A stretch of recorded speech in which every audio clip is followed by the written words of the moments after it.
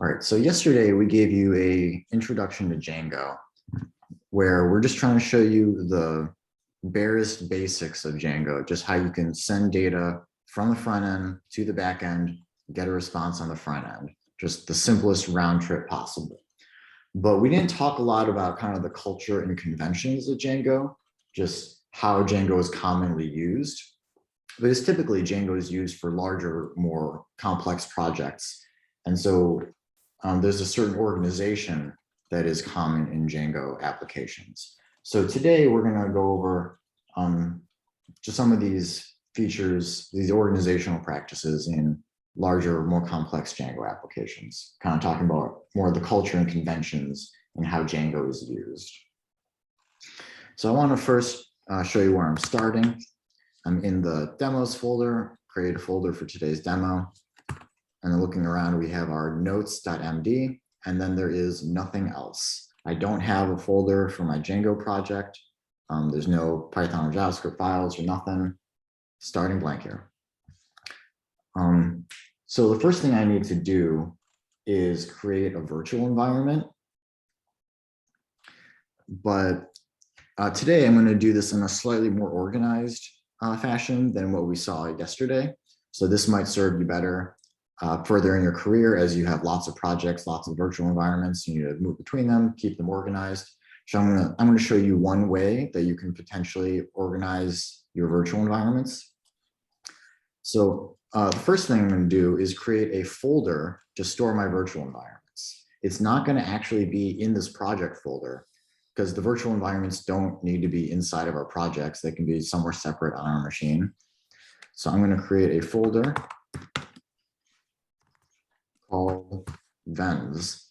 So this is just in my home folder. Tilde is your home folder. So tilde/Vens is going to be a folder for virtual environments.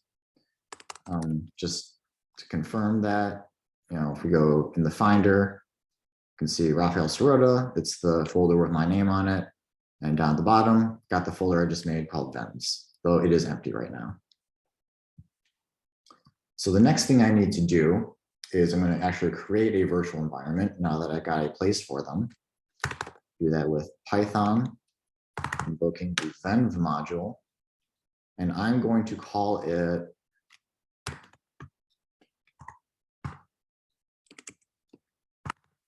polls_venv because I'm going to be making an app today that lets users vote on polls. So, wait, actually this goes in tilde/venv/polls_venv.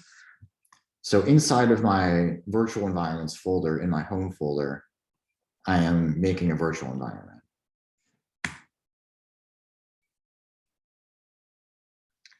It takes a second. So again, nothing in my project folder here. ls tilde shows me that I have the Vens folder.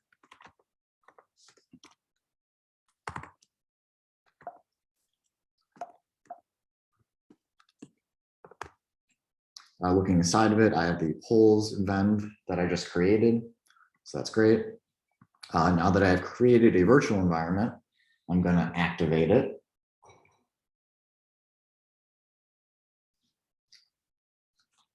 So we'll use source as the command we use for activating our virtual environment. So /vens/polls_venv, and then it's in bin activate. Cool. So now that changes my command prompt. Now it says polls_venv before every line. So that's cool. It's very useful, informative.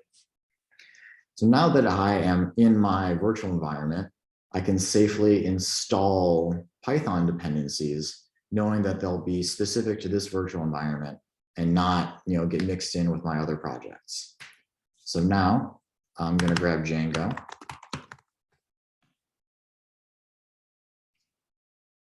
Installing Django into my virtual environment. Great.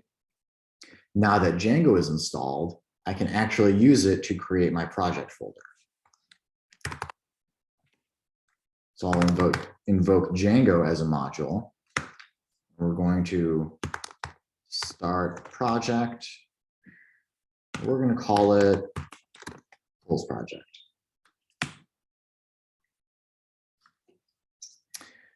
We're gonna probably have a bunch of folders with similar names here. So as much as possible, I'm gonna try to keep things clear. So the project is gonna be called polls project. Now, if I open this folder up, first thing you'll notice is that there is a subfolder inside of it with the same name. So this is kind of the first thing to point out about Django's organization is that it divides your application into different modules. And by default, there's only one main module, which has the same name as the project itself.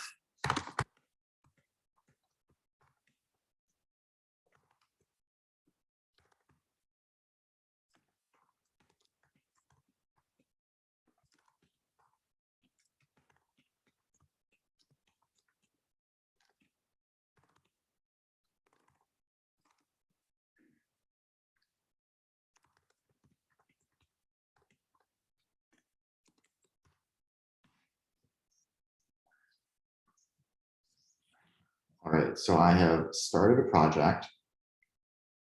And already we can see that Django has created a bunch of files for us.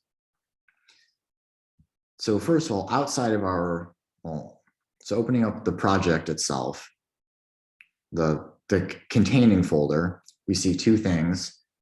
There's the polls project module, and then this file manage.py. So this is actually a really short script.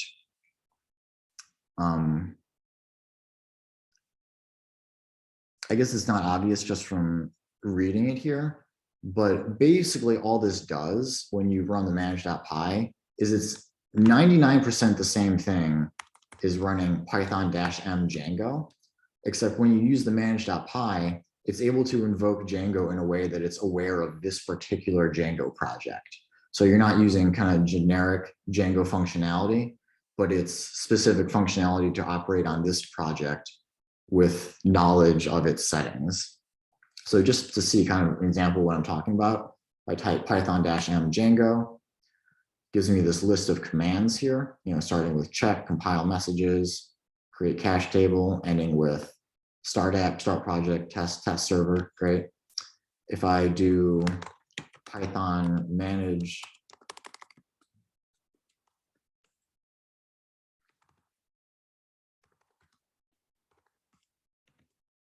python manage.py, again, without saying any options, it's going to show me a very similar menu saying like, hey, what do you want to do? These are the options. You can check, compile messages, create cache table, or start app, start project, test server.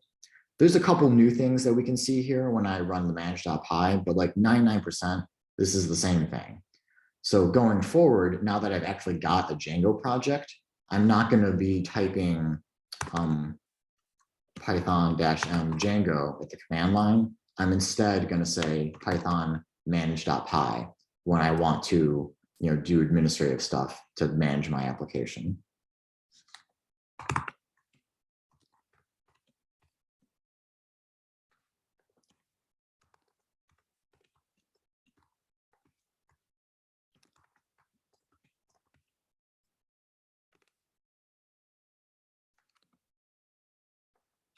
Jake?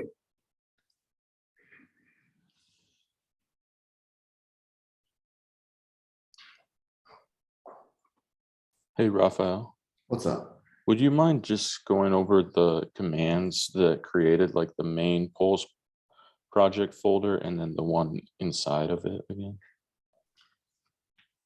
All of the files that you see were created from this one command, start project. Okay, so we don't see like your virtual environment on the file explorer. Right, so that's what I was saying before. The virtual environment doesn't need to be inside of your project folder at all.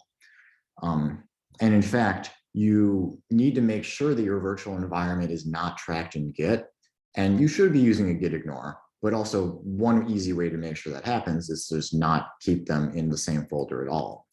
So I have my virtual environments at tilde, my home folder, in this folder called vends. I look in tilde/vends. This is my polls virtual environment. So it's in a totally separate folder from the actual project files. Cool. Hey, Raf, Hey, correct what's me up? if I'm wrong. So from what I understand, I did a little more kind of research, try to better understand the VEMs to get a better intuition on that. Creating that virtual environment and installing Django inside of it means that it is an isolated version of Django where if we make modifications to the modules that we include or anything else, it is a Django installation that is specific to kind of tailored for the projects that we intend it for. And that way we can have multiple virtual environments with different individual kind of Django installations that are tailored accordingly. So we're not just using our computer's Django environment that's, different, I guess, more all encompassing. Yeah, that's correct. You don't want to have Django installed globally on your machine. You're only going to install it to virtual environments, which are specific to a project. So I'm going to create a new virtual environment for every individual project that I work on. So I'll encourage you all to create a new virtual environment for every homework assignment that you work on. And of course, you'll probably end up with a bunch of very similar virtual environments, but it's good to go through the motions, get practice. Dalton, do you have a question? Yeah, so yesterday, it's pretty related. Yesterday, after I pushed to my GitHub this virtual project, I got an email saying that secret key was exposed. I looked it up. The problem is I didn't find the file that it told me to look for, so I wasn't really sure how So it's to. probably yelling about your settings.py file. There's this secret key, which Django generates by default, but like, if we haven't actually deployed our application yet, like no one's going to hack us just because this key is up in GitHub. So normally it's nice that they have those warnings for you. I wouldn't be worried about it in this particular case. And in the near future, we're going to learn how to manage secrets in Django. So you can actually keep this secret out of GitHub. And so you don't get those automatic warnings. Cool. Thank you. Yep. Maya?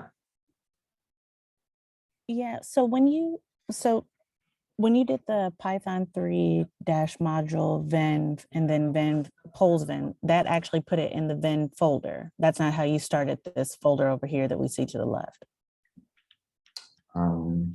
Yeah, I ran, where is it? So this command here just created my virtual environment, but it created it in /venv. So this command, that had nothing to do with what you see here. Okay, and then you did was it the source? Which command did you use for it? Sorry, I got a little lost because I was trying to follow along and I thought that I was creating a folder like this folder now that we see over to the left and couldn't find it. Now I understand what you did. Source is what activates the virtual environment. Okay, so what was the command again to create the Django project? So after we activate the virtual environment, then we install Django, and then we use Python-m Django start project, the name of the project, and that starts a project for us. Okay. All right, thank you. So like I was saying, the manage.py file is how we're going to kind of manage our website, starting and stopping it in development. A couple other things you might see here. Init.py, it's an empty file, maybe it looks a little weird. This is just something that Python uses internally to say that this is a Python module. You can kind of leave this file here, leave it empty and ignore it. And Django will just notice that it exists and know what to do. So just leave it there, basically. Settings.py, this is a pretty important file. Lots of configuration information is in this file. So we're going to have to be extending this a little bit today. And then throughout the course, you're going to be learning more and more about what these different sections mean. Although some of these we're not going to touch ever. That's fine.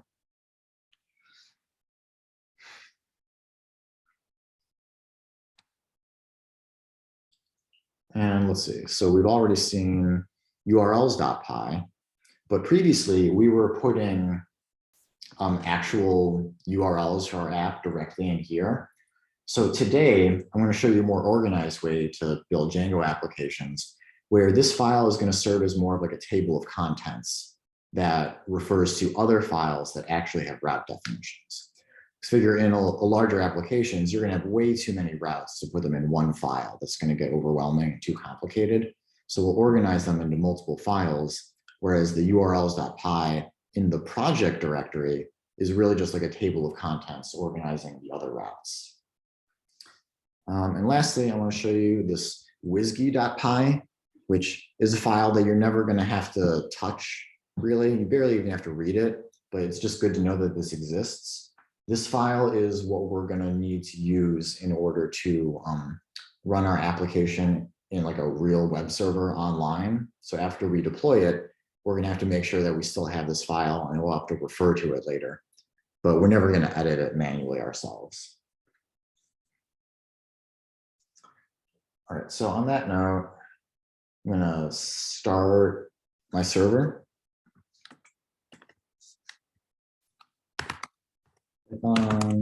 Manage.py run server, and it goes. We'll go to localhost 8000.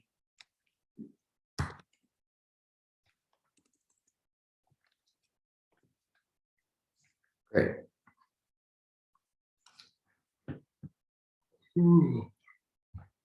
So it looks like I have successfully started my server, but it doesn't do anything interesting. So let's make it do something interesting. While it's running here, this is going to occupy my terminal tab. So I'm going to open a new tab. But remember, the virtual environment is specific to each tab. So here, I don't get that prompt telling me I'm in a virtual environment. So I'm going to have to activate it again.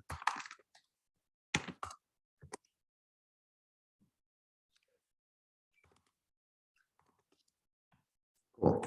So now I'm in my virtual environment.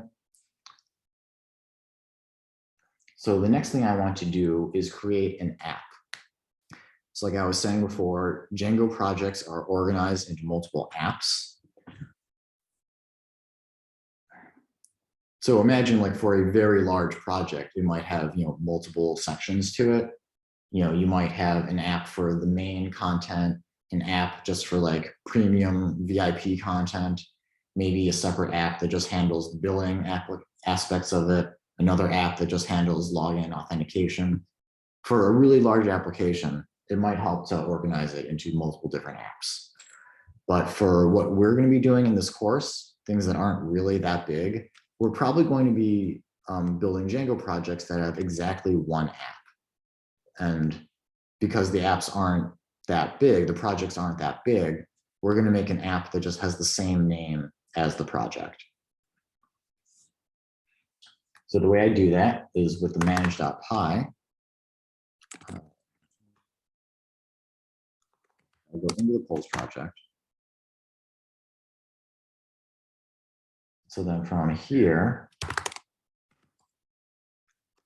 going to start an app. I'm going to call it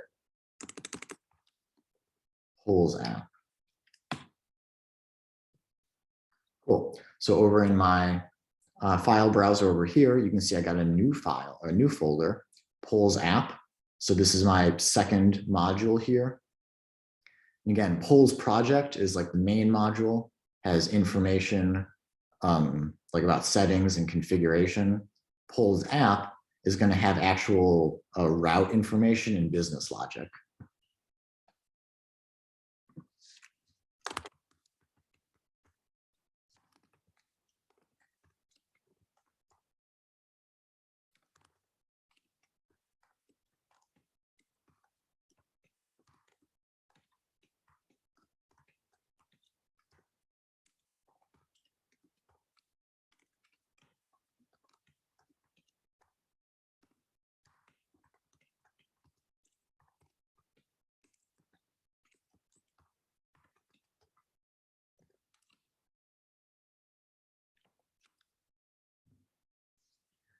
So now in our polls app, it's got a bunch of files of its own.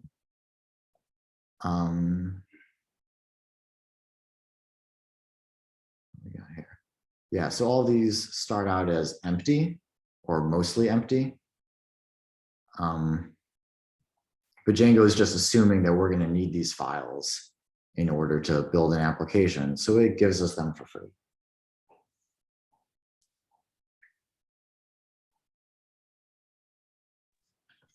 So the next thing, Caleb, what's up?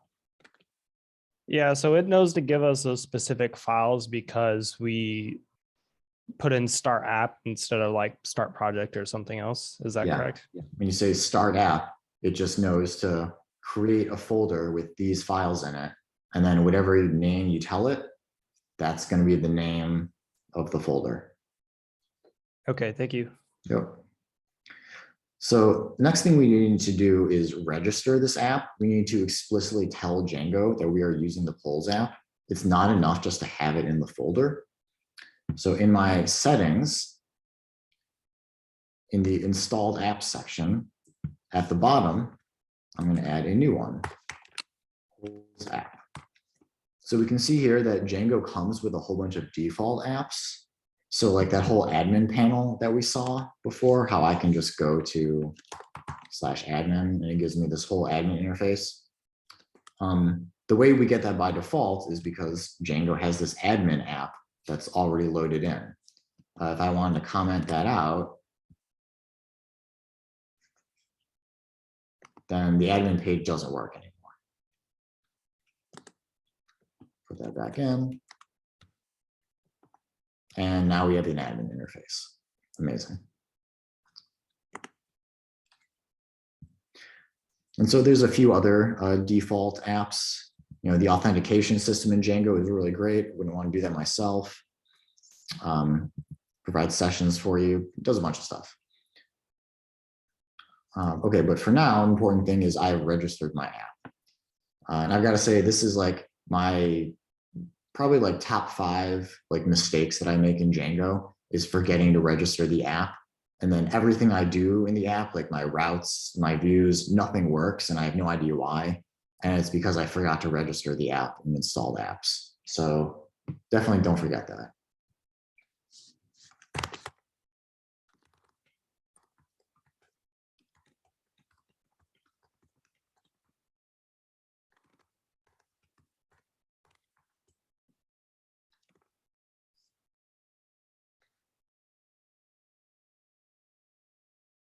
Okay, so let's try to make some actual views here. I'm going to go to my polls app, views.py.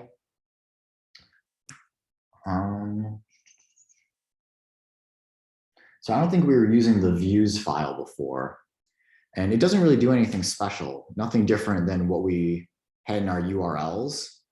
It's just that this is where we're going to put the actual functions instead of putting the functions in the same file with the URLs.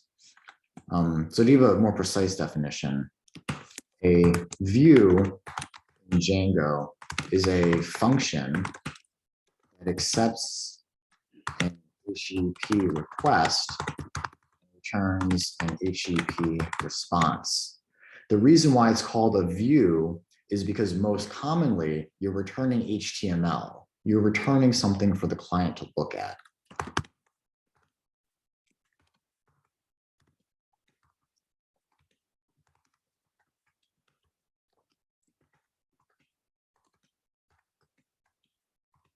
So note that you can build views in Django that return JSON data or other types of data, because really a view is just a function that accepts an HTTP request and returns an HTTP response. But kind of in the Django terminology, these are called views. So previously we were just writing our views right in the urls.py, but now we're going to try to be a little bit more organized about this. So first I'm going to go to polls/views.py.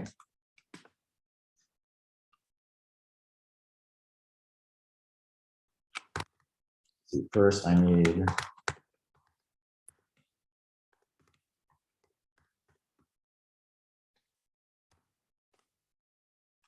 HTTP response.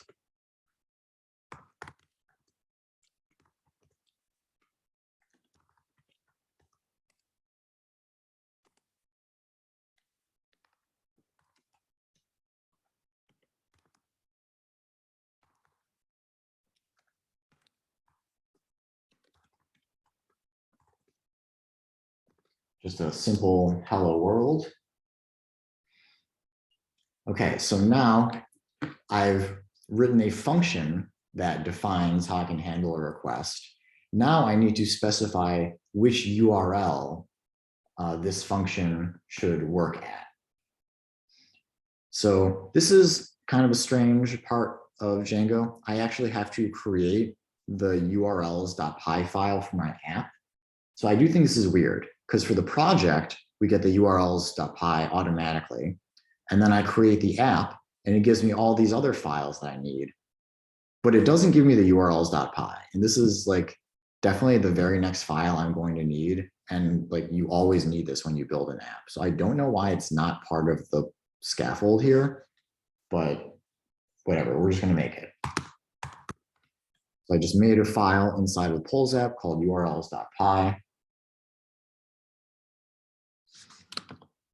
Here, this is actually going to be a little similar to this file. So I'm actually going to just copy paste what we've got here.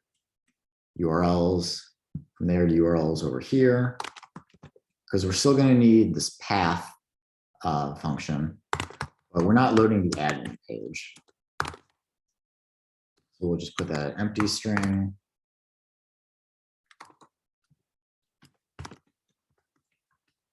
And we need to import the views. So this is saying from the current directory, that's dot, import the module called views.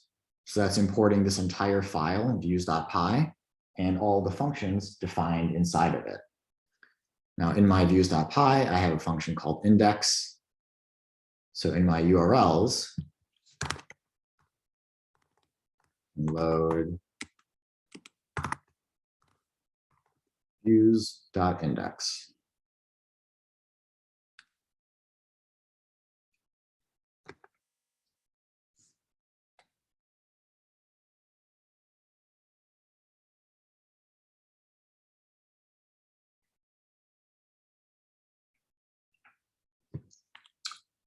Okay, but this route is still not accessible yet. I have to update my table of contents, so to speak, so that it is aware of my app. So let me just show you what I'm talking about real quick. So back in the URLs for my project, I'm going to add another path here.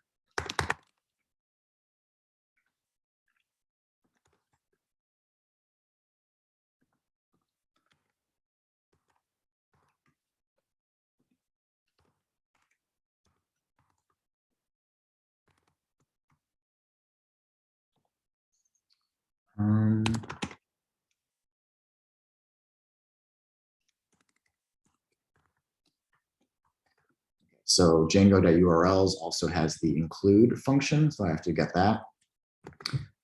Now let me just test this out and make sure it works, and then I'm going to explain to you what we did. Oh, so already I'm getting an error.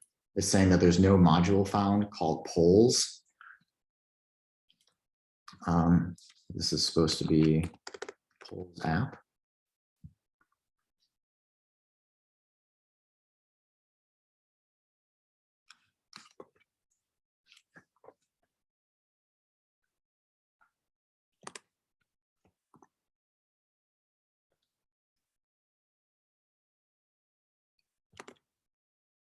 Okay, I think we're working here.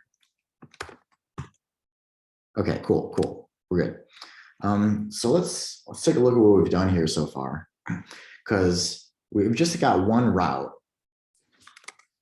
that shows up at /polls, but we've already got like 3 files in play just to support our Django organization. So I want to take a minute to look at what we've done so far, make sure we understand this because this is crucial. So to start with, I'm going to the polls project because the project is like the general information about the project. This is going to contain my table of contents. So if I want to understand, why is the app doing anything, and I have no idea how it works, I'm probably going to start here.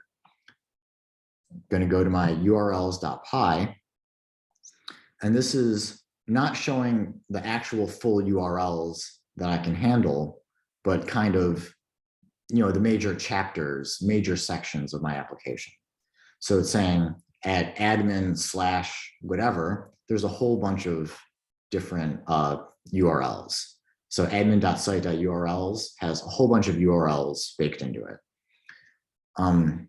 Now below, I'm using slightly different syntax. This is what we're actually going to be doing for including our URLs. I've said that at the URL /polls/whatever, we're going to have a bunch more URLs, and those are coming from this file, pollsapp.urls.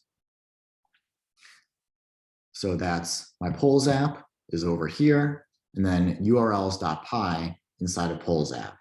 So again, what I'm saying here on line 22 is that I am defining some routes, not in this URLs file, but in this URLs file. So I can, in this way, have a whole bunch of routes defined in my main urls.py in the project that refer to other files in other apps. So I can organize my routes if I have a whole bunch of different routes for different purposes. So then looking in this urls.py,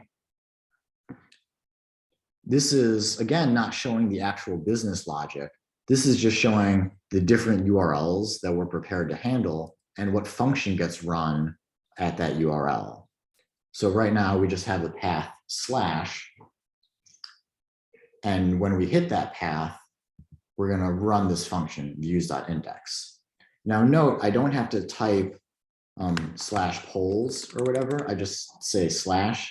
This is the root route, because in my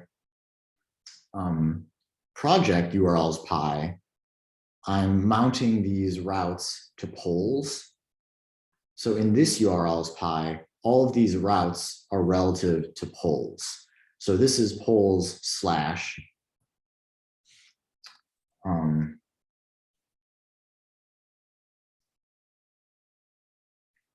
We can have other routes like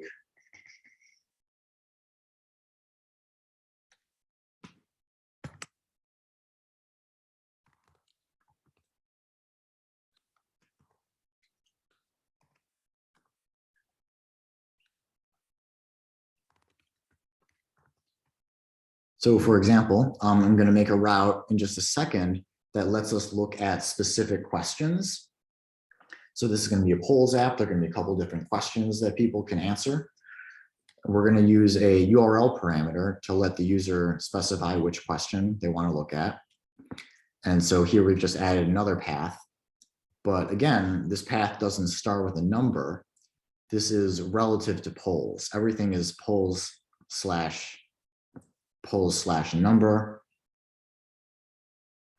We're going to also see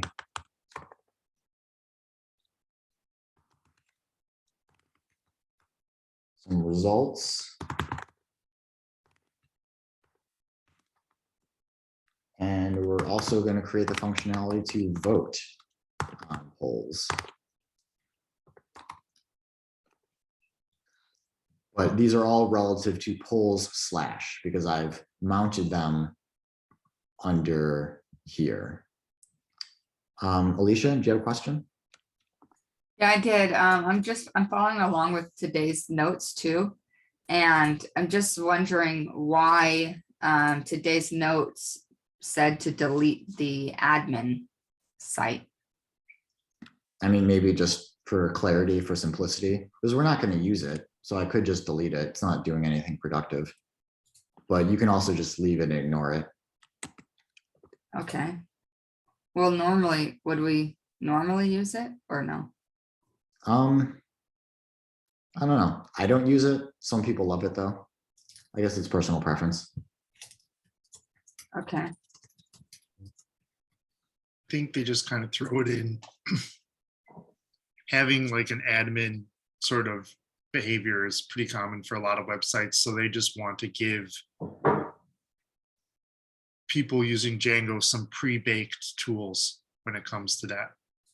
okay. And then I also wanted to ask, the notes show that you have in the, let's see, this will be, I think, in the app URL, where you have the, would you mind clicking on that file? Yeah, that one. Yeah, so where you have views.index on line 5, they have comma name equals quotes index. Yeah, so that's an optional feature in Django. We may or may not cover that today, depending on time, but it's something that becomes less useful when we get to React. So I'm not really so enthused about it. And we have a lot of content today, so I'll try to get to other things first, to be honest. Okay, It just gives you another way to refer to your routes, but I would rather just know the URLs, to be honest. Was there another question? Yeah, I had a question. So on your, you might have gone to your settings URL or your, sorry, your project URLs page.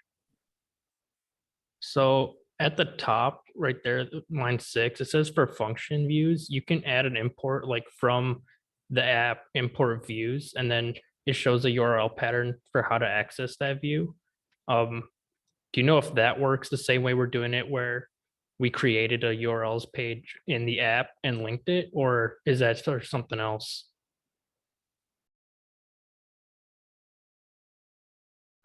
I think this is exactly the same as what I've done.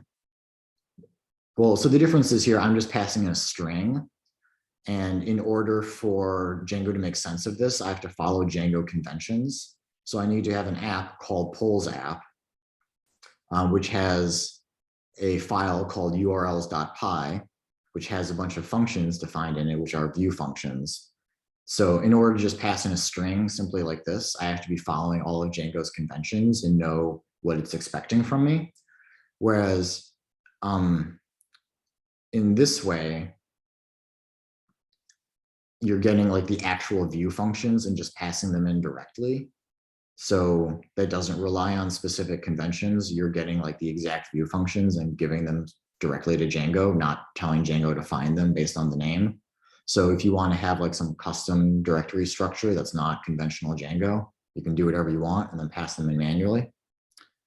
But also that's kind of what we're doing here for the app URLs file. We're just importing the views function and then passing in the views themselves directly. Oh, So yeah, just- I was just curious. Could be curious. I think it's just kind of different organizational options.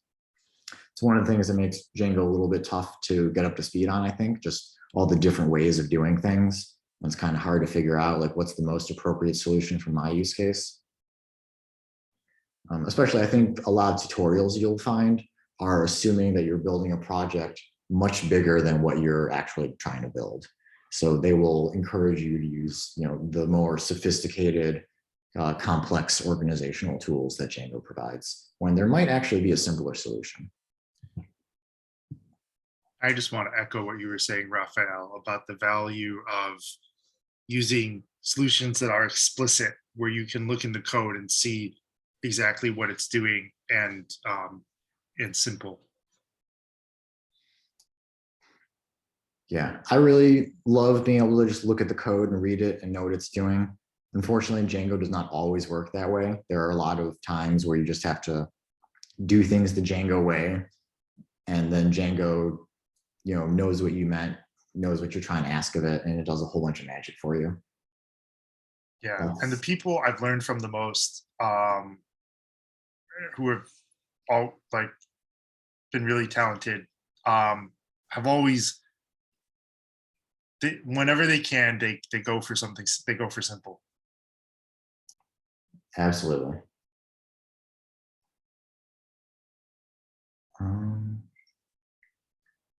Yeah, I'm a big fan of saying that debugging code is twice as hard as writing it in the first place. So if you build your application as cleverly as you can, you are by definition not smart enough to fix it when it breaks. So try to do things as simply as you can first time around, because it will get complex when you need to debug it later, don't worry.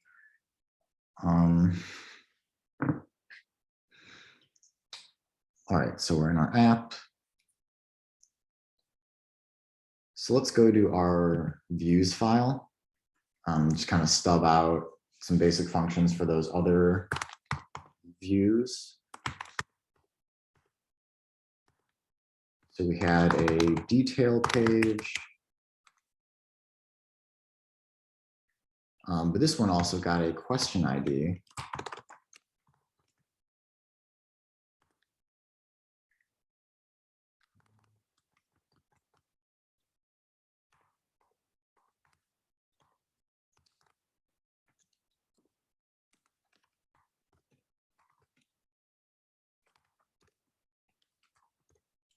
Let me just make sure I've done this correctly first.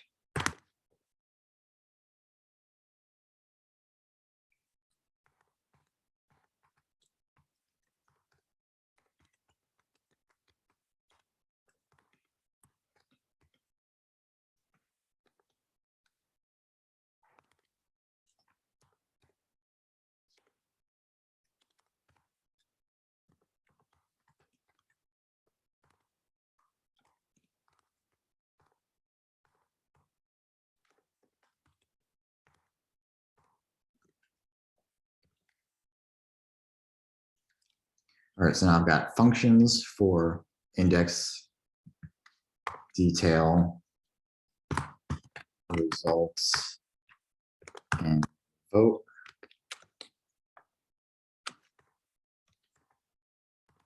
Just uncomment those guys.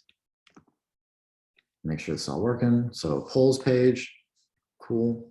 Polls /3. I'm looking at question 3. Polls /3/results. Looking at the results of question 3. Polls /3/vote. Voting on question 3. Okay, so those are all my basic routes. Looks like they're working how I expected with my URL structure. So we're ready to continue. Gonna try to get some data in here so we can actually vote on things. So we don't know how databases work quite yet. So I'm just gonna get some fake data in here real quick. Just gonna use a list of dictionaries to sort of pretend like we have a database. It's gonna be good enough for now.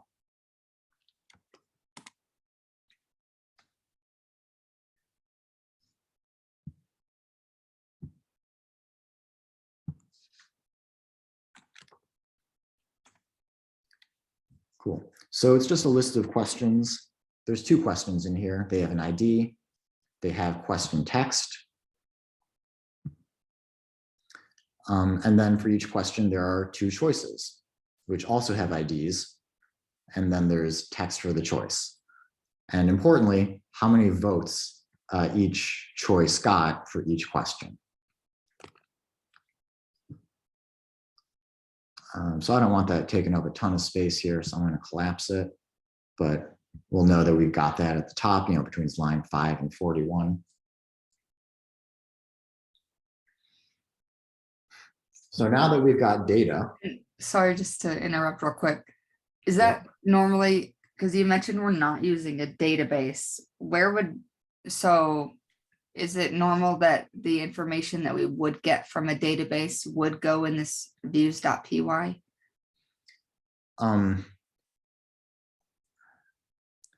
More commonly, so like in the index, like here or something, you would, query the database, get the question list, and then you'd have access to it in here. But in this case, we're not like querying it from anywhere. We can just define it globally and have it always accessible. Okay, and you kind of made that sound like index is that a common function that we'll be using over and over, or is this just? Very commonly, the home route, the main page of your website is the index, and you're going to make a function called index. So that's pretty conventional, I think. And what would be the main purpose of that index function normally? Just to serve the home page, whatever is the first page of your website. So in this case, it's /polls because we don't actually have anything at just slash. So here we're considering /polls to be the index. But yeah, it's whatever is like the entrance to your website, the foyer, if you will, you know, the first page that people see before all the other pages. Gotcha, thanks. Was there another question? Any other questions? All right. So now we're going to have to talk about rendering data. Because I don't want to just send the user a plain HTML file. I want them to get some HTML data that has this Python data interpolated into it. So what we need to learn about today is templating. Specifically, we are learning server-side templating, or say specifically server-side rendering. So what I'm talking about now is just the idea that you have a template and you have data. You need to serve custom HTML with the data interpolated into it. So the simplest way to do this is on the server side with server-side rendering, what I'm going to show you momentarily. And then traditionally, that was the only way to do this. But more recently, there are other options for rendering our pages. So later on in this bootcamp, we're going to learn about client-side rendering, which is something you'll do with React, which lets you take the data and the templates on the front end and then turn that into meaningful HTML. So that's kind of a more modern alternative, but I don't want you to think of that as a replacement. That's just two different approaches. They both have different pluses and minuses. They solve different problems. They're more or less appropriate in different situations. If you only know how to do one way, then it's like, you know, all you have is a hammer, so every problem is a nail. So you're not able to make choices about what's the best way to solve this problem because you only know one solution. In my opinion, one of the reasons why the modern web is kind of unpleasant to use in some cases is because many modern developers only learn client-side rendering. They never learn server-side rendering. They don't understand that maybe they're making a bad decision in some cases because they don't understand that they're making a decision that there was another way to do things. And so they, you know, do things in a way that is overcomplicated and provides a bad user experience given the requirements just because they didn't know better. So I want us to understand that there are different ways to do things. They have their own trade-offs. So like server-side rendering is generally faster for the initial page load because the client only has to download the initial HTML document before they can start seeing content. If you're doing the rendering on the client side, the client has to generally download the entire application, including all of your JavaScript, before they can see anything. It gets a little bit more complicated than that, but generally that's the crux of the issue is, are you prioritizing speed for the initial page load, or are you prioritizing speed after the initial load for transitions within the application? Nathan? And does that make it any more like unstable for the website too? Because I'm guessing if there's like any amount of packet loss, it can be something really severe for the website if you're like missing a little piece of JavaScript or something versus having it on the server side. Packet loss isn't something that I'd be concerned about in this case, I guess. because like I said before, the TCP protocol has kind of automatic error detection.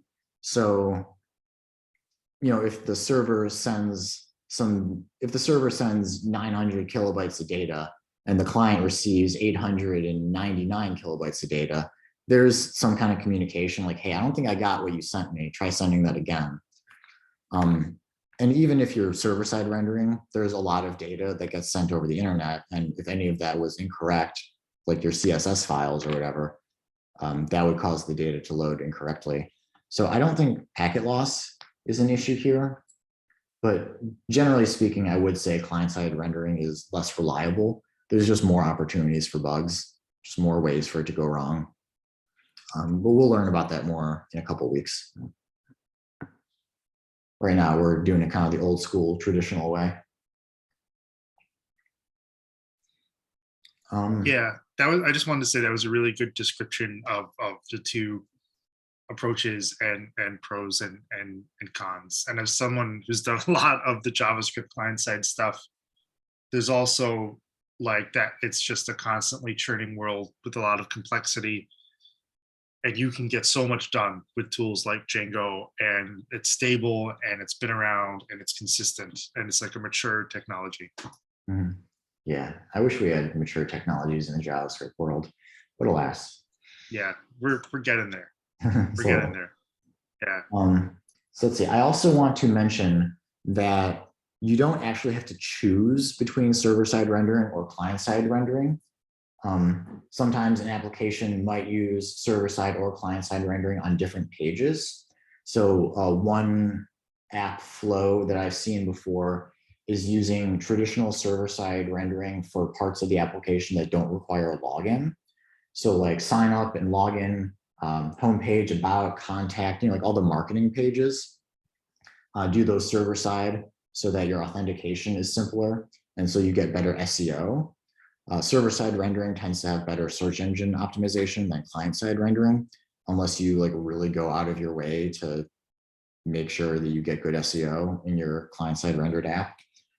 But then once a user logs in, you can serve the rest of the application as a client-side rendered application in just like one big bundle of JavaScript. And then there are also some frameworks that do server-side and client-side rendering both at the same time on the same page.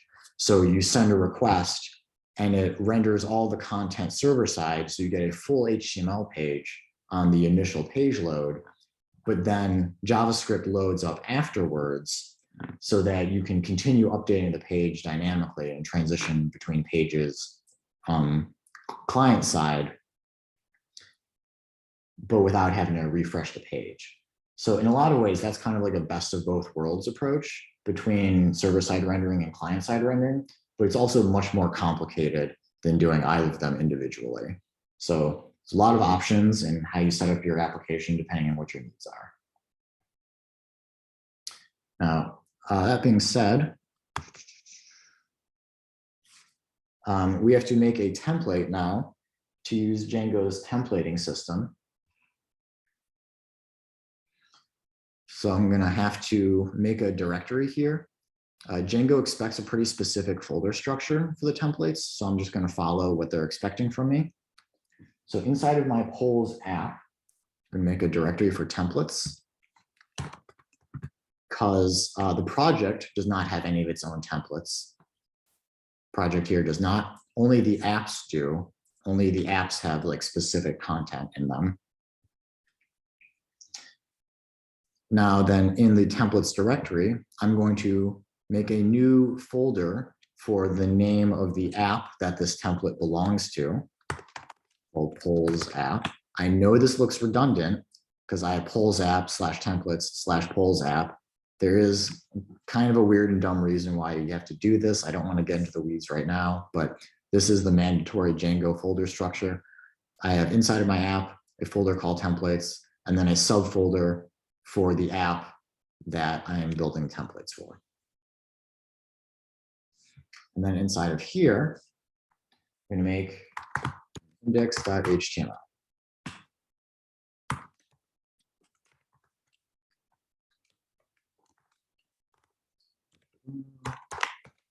A lot of this should look.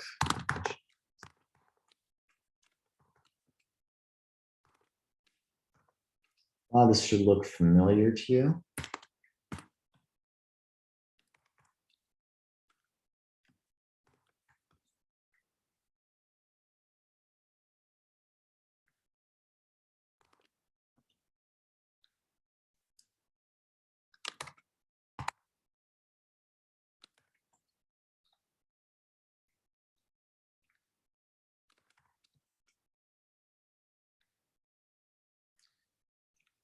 So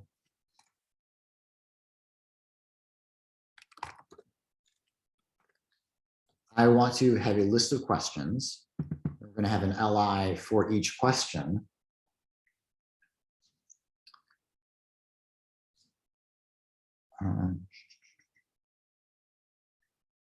And so that means that this template needs to know about the questions. So let's go to our views file and where is it? The index page here. We're going to do something different. Instead of just returning an HTTP response,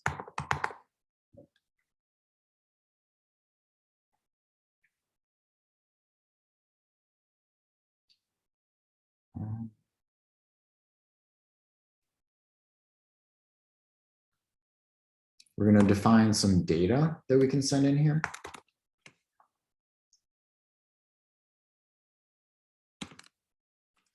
And it's going to have just one key on it.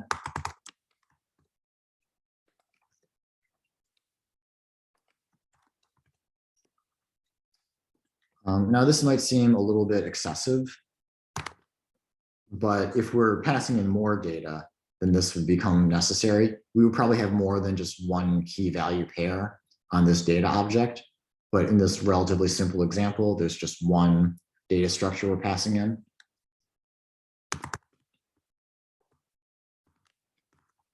So now, instead of manually creating an HTTP request, we're going to call render.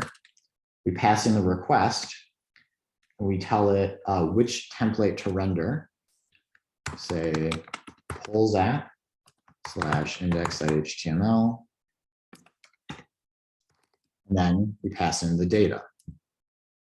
So again, 3 things we need to know in order to render a template is what request are we handling? So we just pass the request object straight in. Which template are we rendering? So we give it a string that refers to the folder structure, the file in the folder. And then what data are we passing into our template? So that's data from our latest question list. It's just this list of dictionaries. It's got 2 questions in it.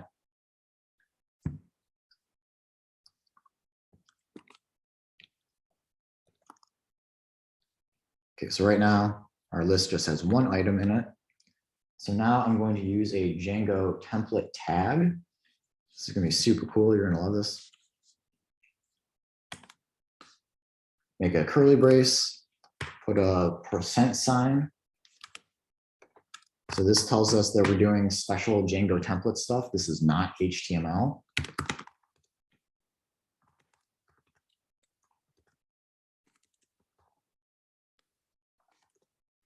And now it looks like we are writing Python in here. It's not exactly Python, but it's pretty close.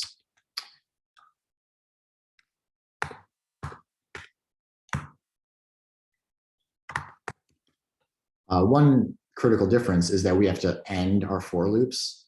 The Django templates don't know when things end automatically, so I have to end it with this end for. But generally, this is how we apply logic to our templates. We're going to use curly braces, %, put some Python-ish code, Django template code, put anything that applies to it inside of it, and then we end the block afterwards. So now we get 2 of these list items because there were 2 questions in my question list. So now that I've demonstrated that I'm able to loop over this list, I'm going to actually access data from this list instead of just counting how many questions I have. Dalton, you have a question? Yeah, I'm just curious, like, I mean, I guess I kind of get the concept, but how does it know? How does it know how many questions are in it, but it doesn't know when it ends? What do you mean? It definitely knows when it ends. There's only 2 questions in the question list. And so we only got 2 list items. Then I guess why do you need to do the end for loop again then? What's that for? Well, because I wanted to have as many list items as I had questions in my question list. Now I don't want to just like write out a bunch of list items here. I meant like, so like, what is line 10 doing essentially? That's what I'm confused about. Line 10, Yeah. it just says when is the end of this for loop.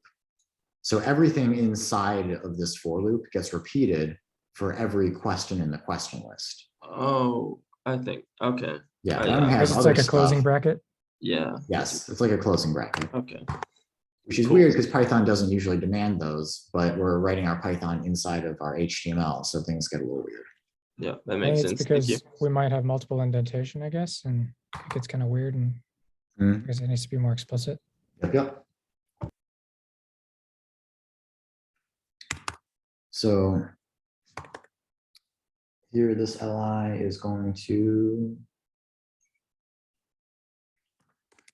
Actually, first we're going to put an anchor inside of our list item because these are all going to be links to other pages on our site.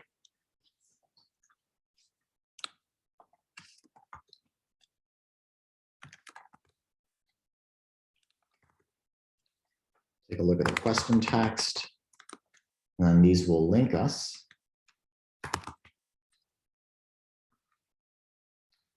Remember, we have polls is kind of the root of our site, and then / the question ID.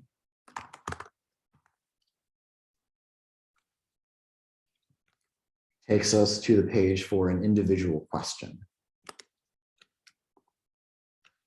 So now I refresh, we can see our 2 questions with their text. What's up? Takes me to polls /1. What's new? Takes me to polls /2. Nathan?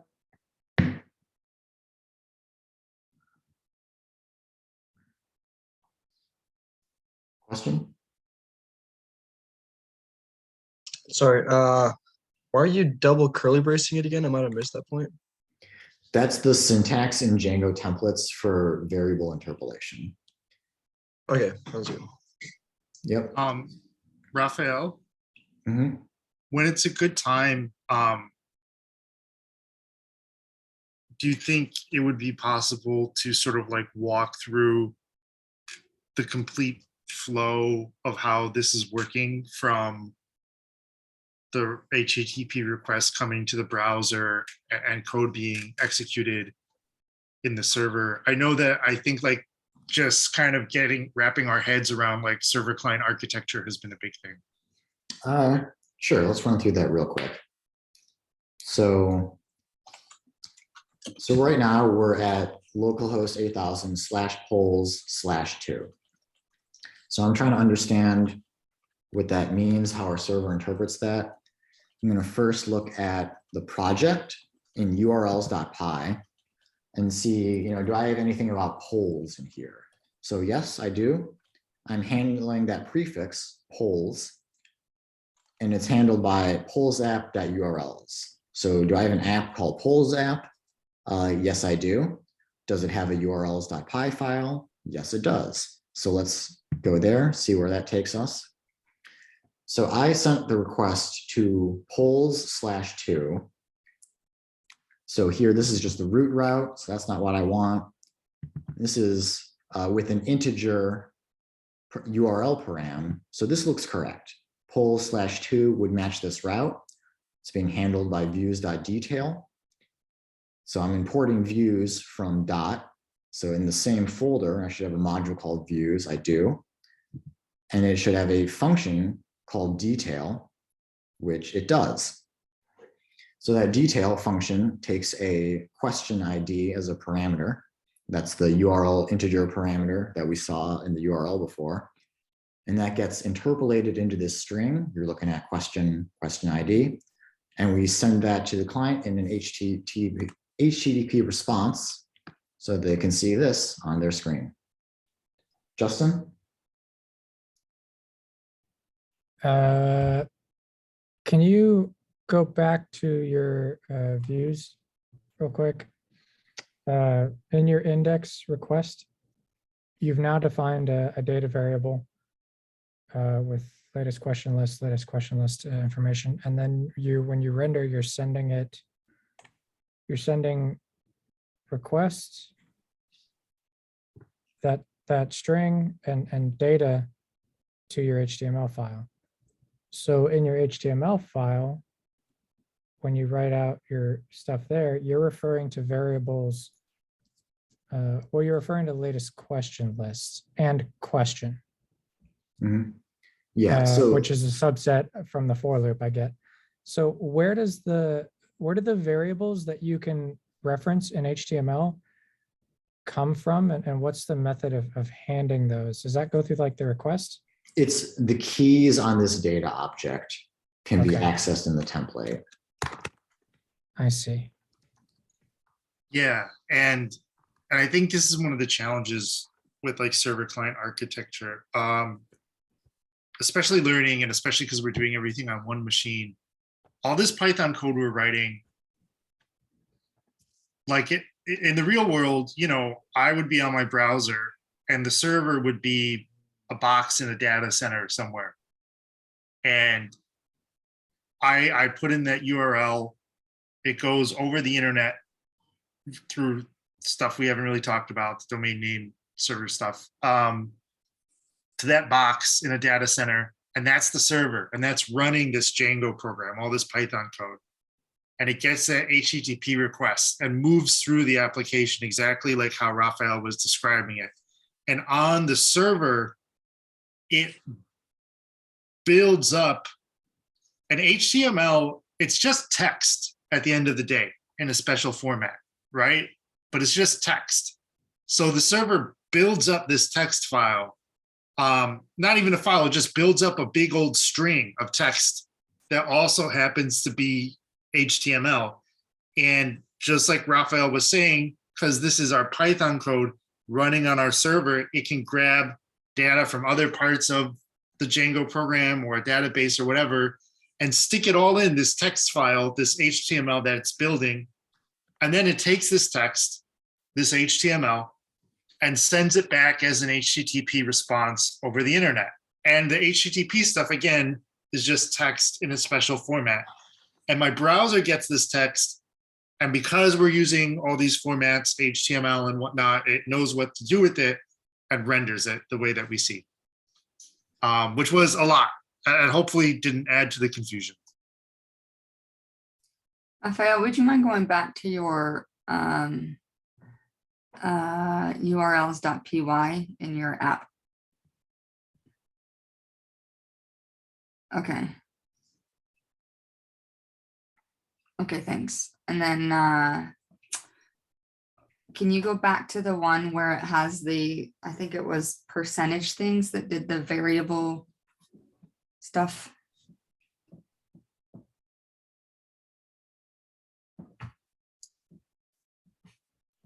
Yeah, these are good questions, folks. Raphael, I'm sorry for jumping in there. I just get excited about this stuff, and I know too that we were just kind of reviewing a lot of this ground the other day. Okay, I think I just missed. I'm gonna have to go back and watch the video about how you actually grabbed the data, since that right there, I think just said question or something, and I think I missed how you actually grabbed that data.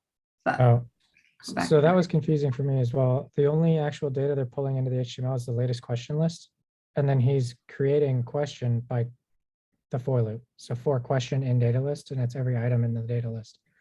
And then he accesses that individual question inside that individual element inside that data list through the question text. So it's kind of cascading there. Okay, so that part there, the question text, that's the actual question, the what's new or whatever. Yeah, that's one element in the latest question list because of the for loop. For question latest question list. And So, then it accesses question text inside of that element. okay, so before you added that, it was just saying question, because there was two. Yeah, there are only 2 questions in the question list.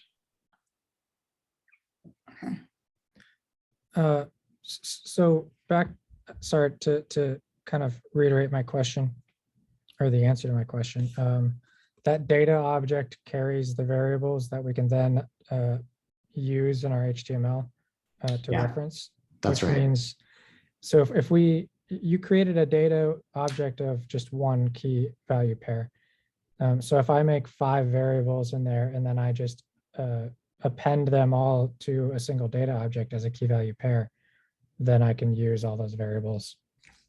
Yeah, so if we had other Okay. data, we had like, Okay, I guess if you hard code it into the data object, that makes sense. um, All right.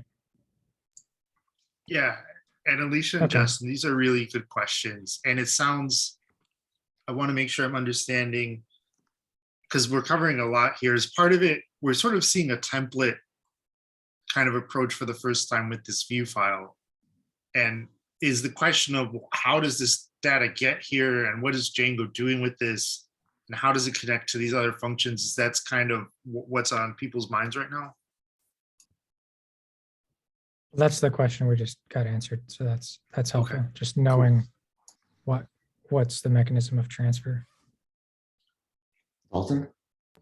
Just really quick, so I can take it back to yesterday's homework, just kind of compare it. So when you're doing the views file, I know you said it returned something different, but like yesterday we were setting response equals to the HTTP response.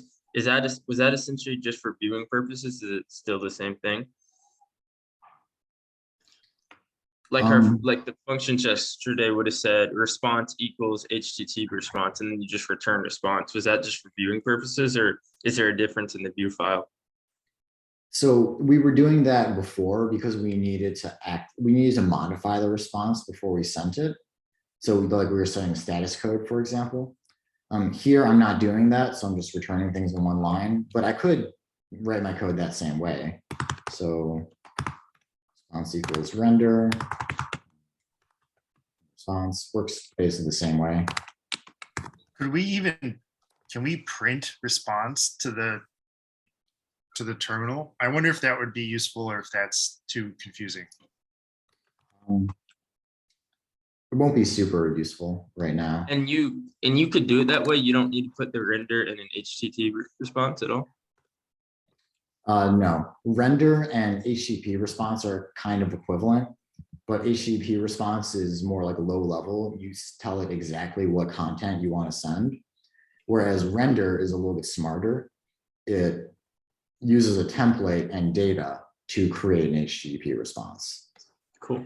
It's good to know. Yeah. Thank you. Yeah, render is definitely using HTTP response under the hood somewhere. Yeah. Actually, I wonder. Yeah, like you could imagine writing your own render function in Python. You would read the HTML file into a string, and do a bunch of string manipulation stuff. I guess I'm skipping over a lot, and then use that HTTP response class to like build your response. So I just went to the definition of the render method, and I'm honestly not exactly sure what I'm looking at here. Might have to brush up on some of my newer Python syntax, but you can see that the render method returns an HTTP response. So even though I don't understand everything I'm looking at here, that does answer my question.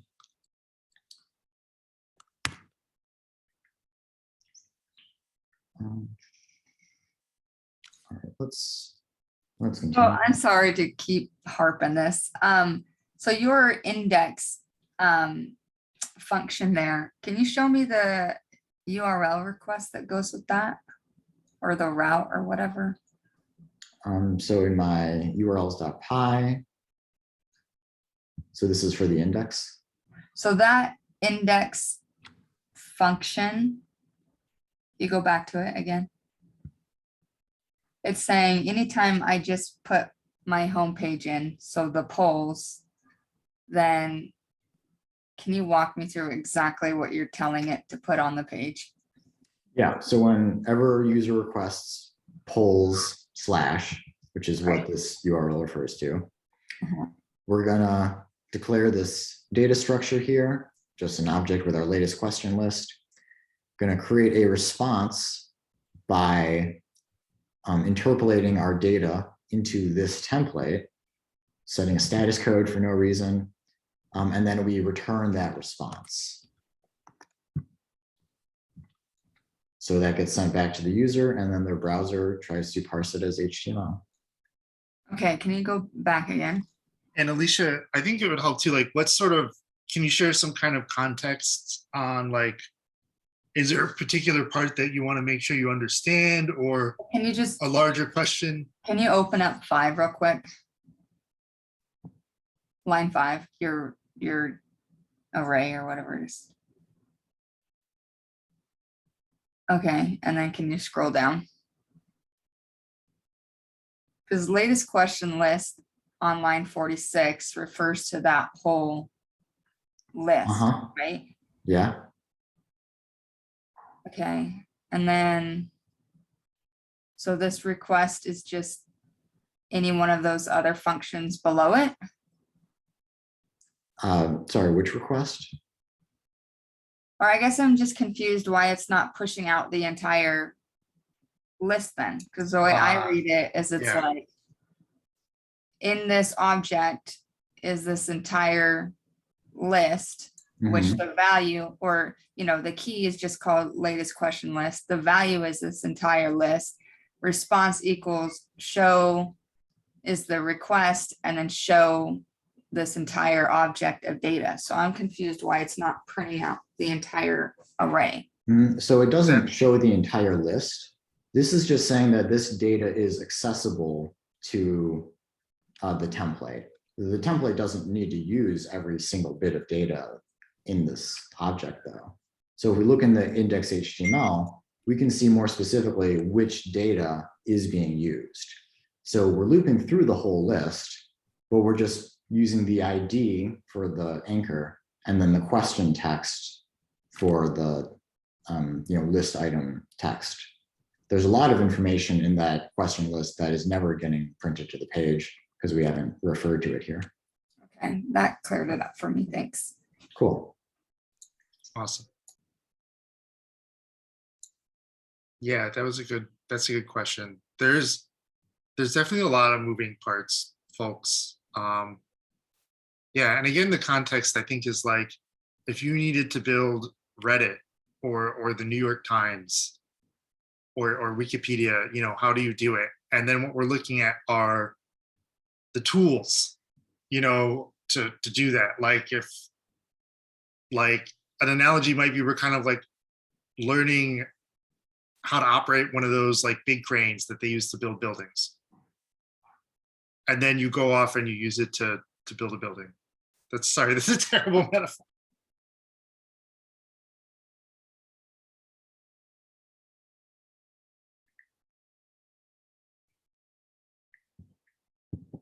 All right. So next up,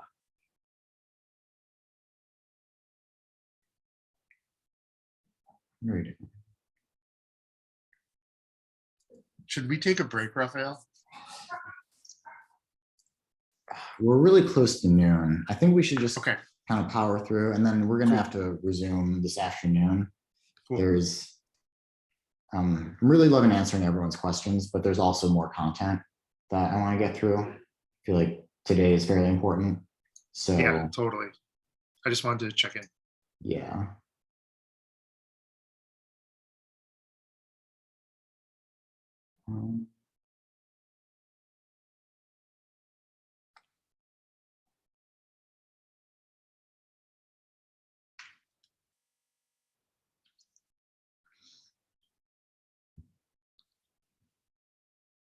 So next thing we're going to learn about is how you can work with forms in Django. This is kind of like the basic, more traditional way that we work with forms. When we get to React and client-side stuff, we're going to find more sophisticated ways of sending form data. But this is going to be good for now.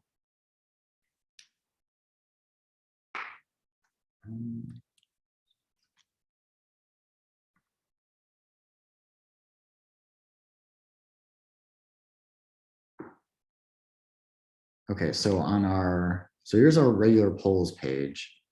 On our details page, right now it just says which question you're looking at, but you should be able to vote on this question on the detail page. So we're going to go to views.detail. Right now I'm not doing anything interesting. And so what we wanted to do instead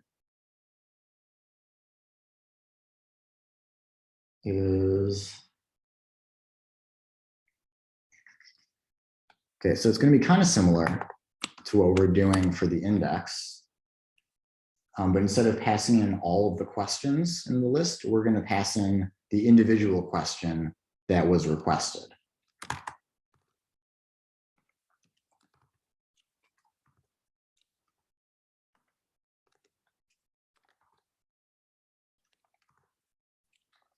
So remember, when people request this URL, there's going to be a question ID in the URL itself. So polls/1. But those are 1 indexed and our list is 0 indexed. So we're going to subtract 1 from that to get a question from our question list.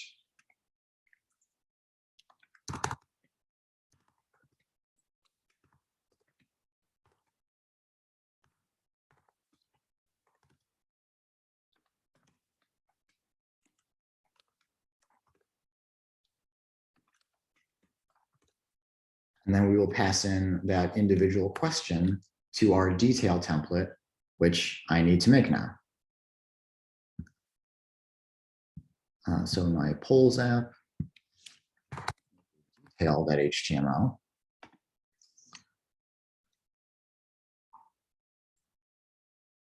And does template have some superior meaning other than just HTML page? I mean, the idea is that it's not like one specific HTML page, but that you could use this file to generate many types of similar HTML pages, depending on what data is put into it. Okay.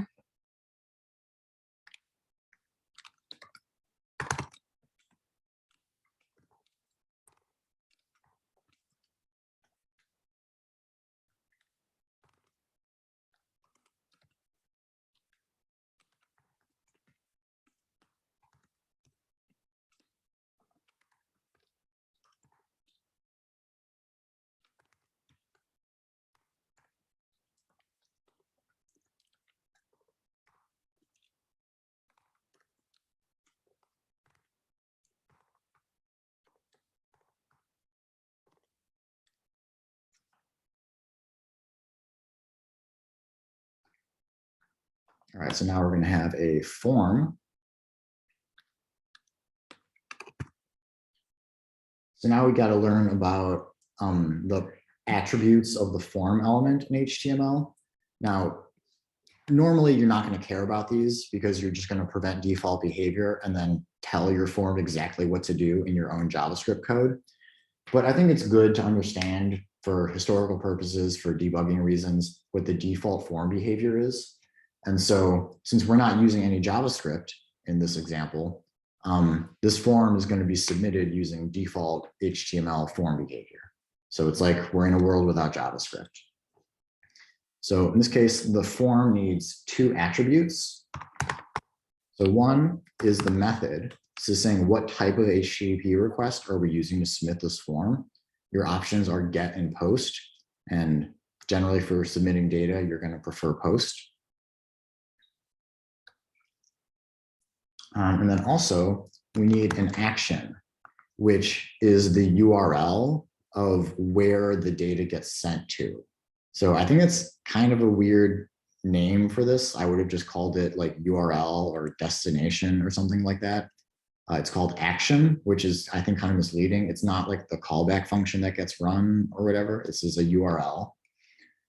And so the URL where we want to send it to is /polls/vote/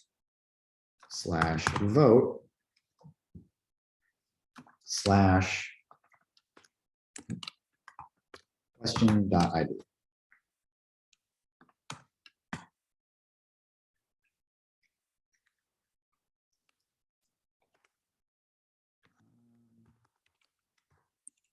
Worry about this quite yet. This is just random Django weirdness. What are you doing? We'll come back to that in a second.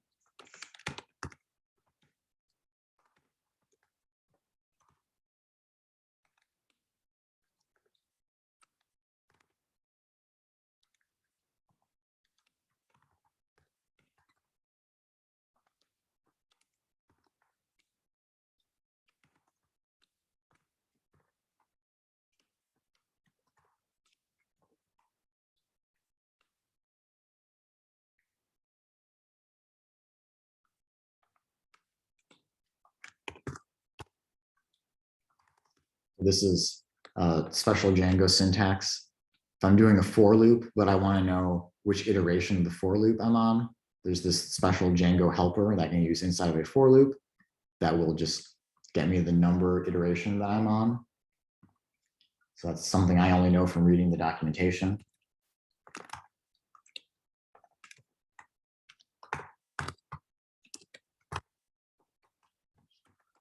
Autocomplete is not helping me. By the way, you have questions spelled wrong on line 12. Is that right? Thank you.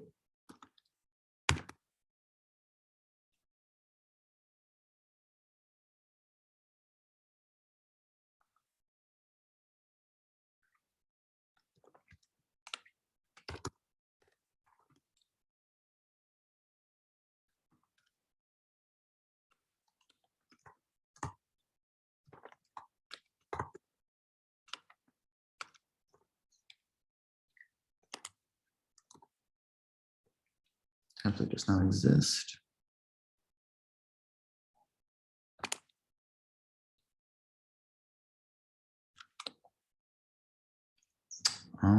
What did I do? Do you also have the N4? I mean, you certainly do need that, but I think I messed up something before that.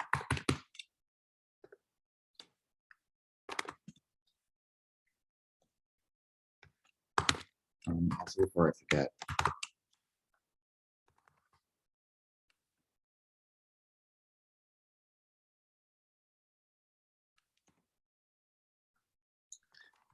Do we want the leading /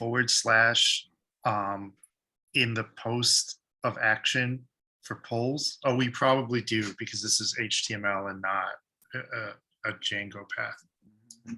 Yeah, so somewhere I mistyped the name of the app. Where the heck did I do that? Use URLs.py.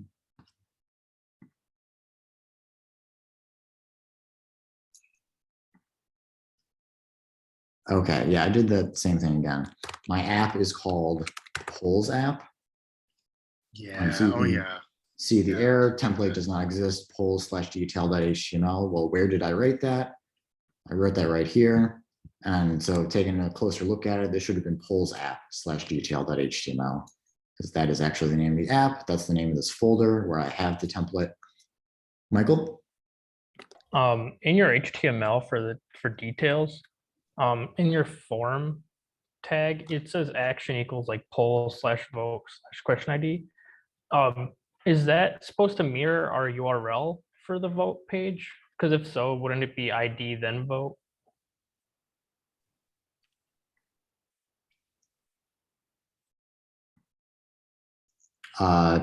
Yes. Yes, it should. That is a very good observation. So right now, I guess our form is broken. because it is sending the data to a URL that doesn't exist. Right now, the action is poll/vote/1, which, as you observed, is not a URL that we are prepared to handle. So we're getting a 404 error. So we're going to double check that my urls.py. Oh, and of course, it's not polls vote ID, it's polls ID vote, which is honestly kind of backwards, and I should probably rewrite this lecture, but whatever.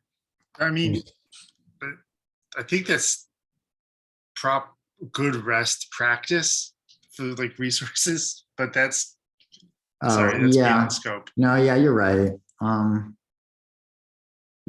Yeah, you're right, Adam. This is how we should do it. Polls ID and then vote.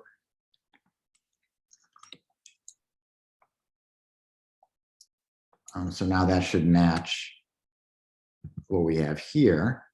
So that should be handled by our vote function. So if I say not much, cool. So that takes me to poll/vote1. I vote on question 1. If I click the other one, excuse me.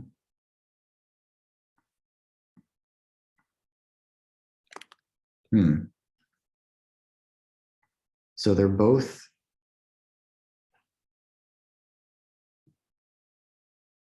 taking me to the same place.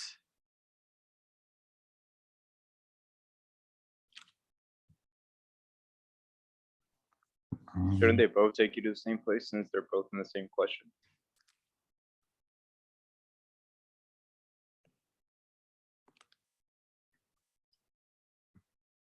Oh yeah, totally. That is absolutely what I would have expected to happen. Thank you. So yeah, these are both just choices to question 1, and nothing in the results here tell me which choice I did. So I'm going to have to beef up the results page so it actually acknowledges the results.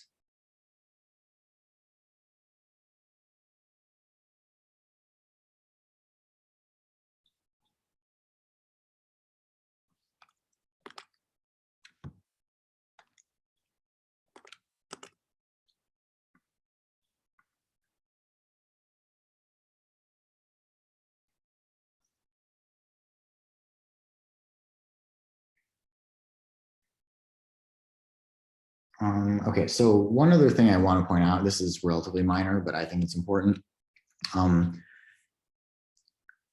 When you're talking about forms and inputs, so you'll note that these radio buttons are pretty small. They might be kind of hard to click on, especially on a mobile device. But the way I've set this up is I can just click on the label and then it selects the radio button itself. So maybe people have seen this UX before, where there's like a large label for an input or a checkbox, and you can click anywhere on that label and it counts as clicking on that checkbox. This is a very useful feature for accessibility, especially on mobile. I've seen people who didn't know HTML who tried to implement this by hand in JavaScript, and it was just a frightful mess. So you should just know that this is a basic feature of HTML that you don't have to write code for. So what matters here, just the relationship between inputs and labels. On the input, it has a name property. It's not the name. The input has an ID and the label has a 4. So the 4 on the label has to match the ID on the input. And that's how our HTML knows which ones are connected together. So again, to reiterate, if you click on a label that has a 4 attribute, that also counts as a click on the element with that ID. So this guy. So not everybody knows this. They don't necessarily teach this in schools, but I think this is an essential HTML feature to know to build like nice to use websites. So that's the difference between having to click the radial directly and being able to click the words associated with the radial as well. Right. Okay. You click the button again. Okay, so I think I'm getting confused. I don't see a vote URL page in there. So is it in, because I see your That's details, the action here. but you don't have, so it just makes one? Because I guess I thought you would have to have one. What do you mean? How is it saying you are voting on question 1? Like, where is that string coming from? Because, so here on polls, submit polls, or I'm sorry, we're on the detail page. Yeah. So We we could show the submit network tab too. See where it says to send it to vote, but I didn't think that existed yet, but okay, so. So that is what we're doing, sending a post request to polls ID vote. Right, And then if we look, polls ID vote is views.vote, views.vote just sends them back. You're voting Okay. on question ID. got it. Mhm. So when do you have to make your separate template? Just, so I guess you didn't have to make a vote template because your detail form sent basically what you wanted to show up on that page? Yeah, but I'm gonna have to make a vote template in just a minute. Because I needed to do something more interesting than what it's doing now. Okay, got it. Mhm. Yeah, hitting submit on that form button sends an HTTP request, some data. Sorry, I might be segueing. I was gonna say showing the network tab on the post request might be good, but I don't want to segue too much. Why not? Network.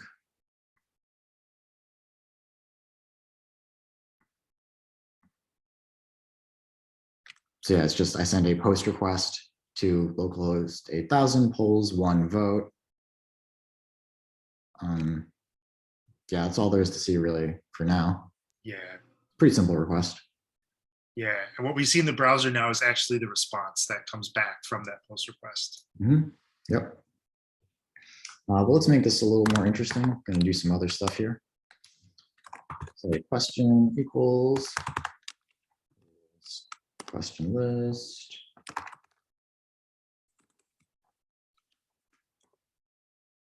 Because again, we want to get the specific question that they voted on. We just have the ID to start with.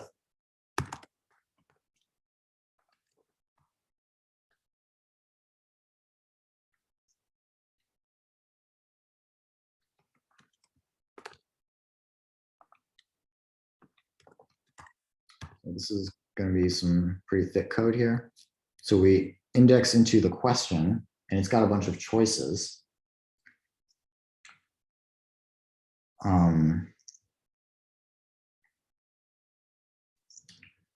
And well, actually, hang on a second. So I think I lied. There's actually more information. So if we go to the payload tab, this is what's in the body of the request that was being sent. So try to ignore this guy for right now. But of importance is we were sending this data, choice 1. So this is the body of our post request, and we're going to have access to this on our server. So the question is the whole question object. Choices is a list of the choices. And then if we want to know which one our user voted on, we're going to say request.post choice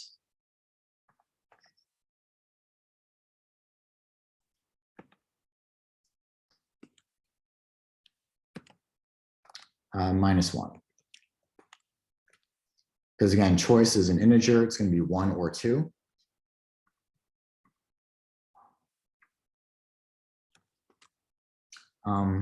But it looks like I've created a problem here, which is that while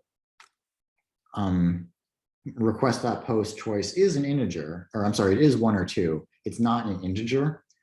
because all the data that we send up to the server is a string by default. So I'm going to convert it into an integer real quick here.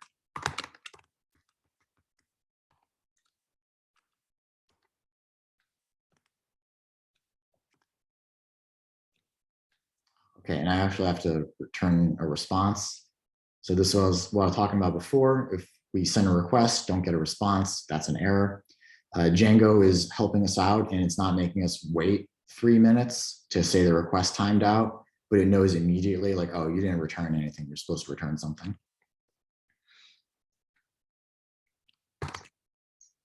Okay, so let's just finish this route then. We got the selected choice. And then each of those choices has votes associated with it.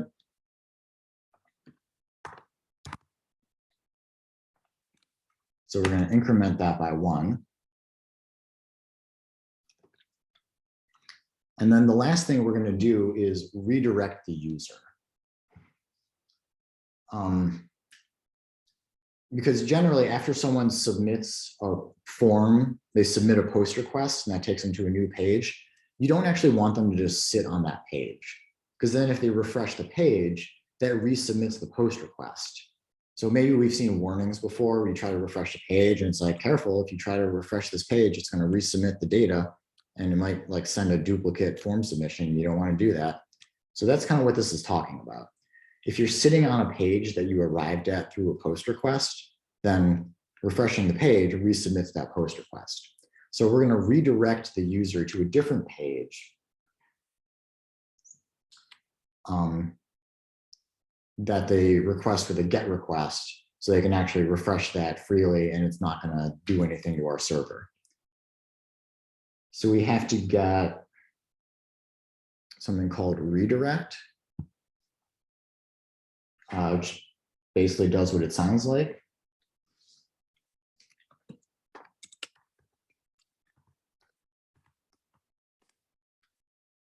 HTTP response to redirect. And we return it.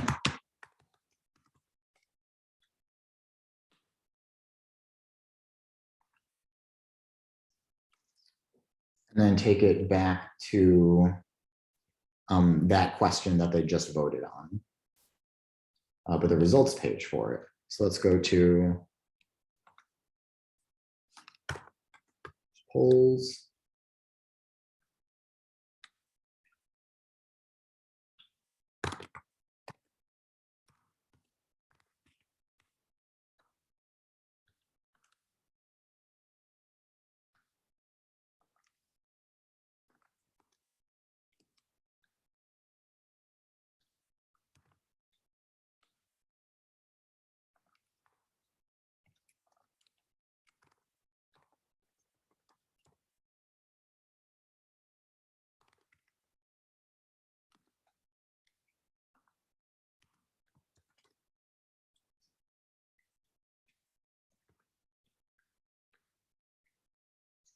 So let's see if this works.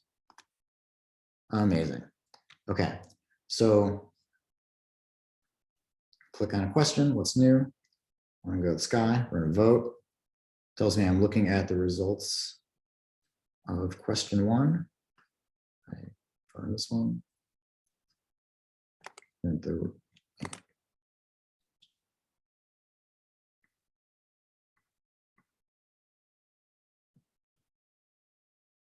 You put question ID -1 in your return HTTP, your redirect.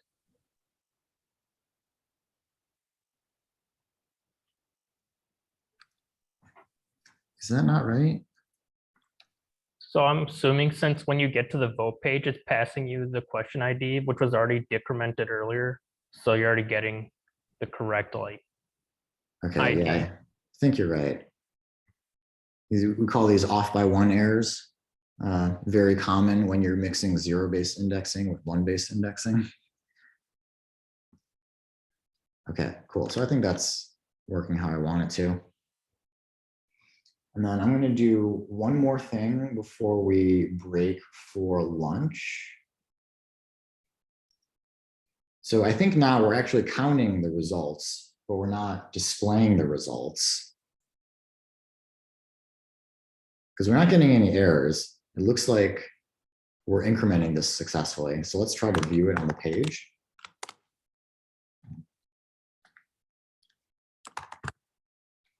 So again, we got to get the question from the question ID.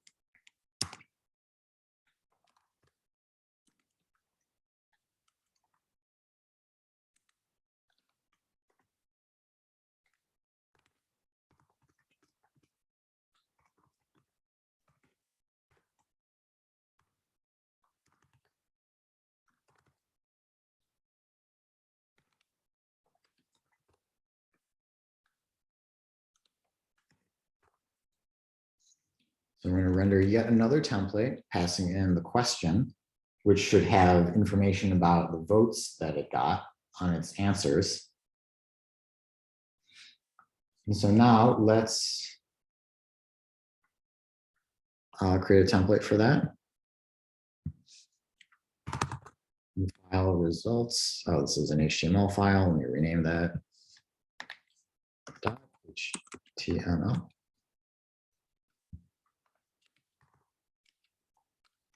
Now, head, body.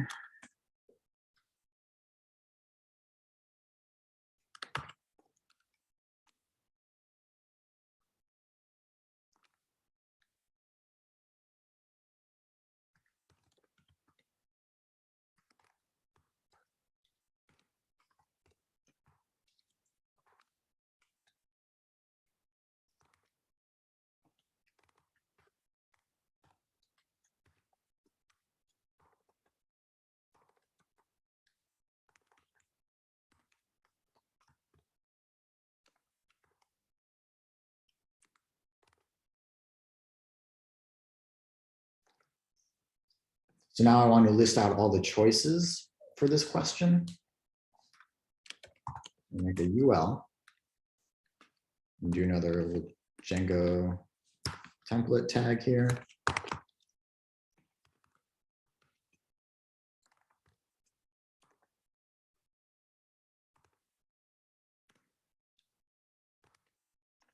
And then before I forget,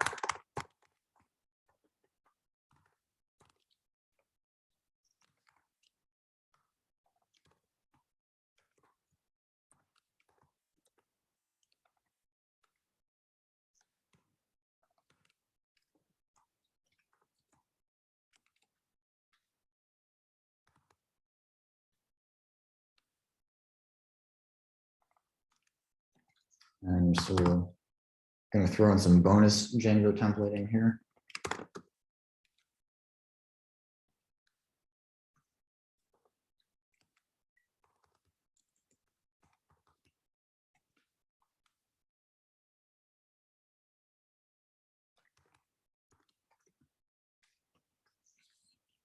So this is a special Django helper when we use the pipe saying pass choice.votes into this built-in Django function called pluralize. And it's going to return either S or empty string based on whether votes is more than one or not. So very small little convenience. All right, so the polls app, let's see, vote on what's new. I'm going to say not much.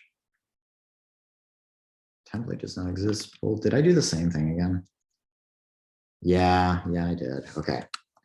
Polls app / results .html. So we're looking at details on question 2. What's new? We're going to say not much. Now it forwards us to the results for question 2, where we can see there is 1 vote for not much and 0 votes for the sky. If we go back here, I'm going to vote for the sky. Now there's 1 vote for each of them. Vote on the sky again. 2 votes for the sky, 1 vote for not much. Great. We'll go back to the polls homepage.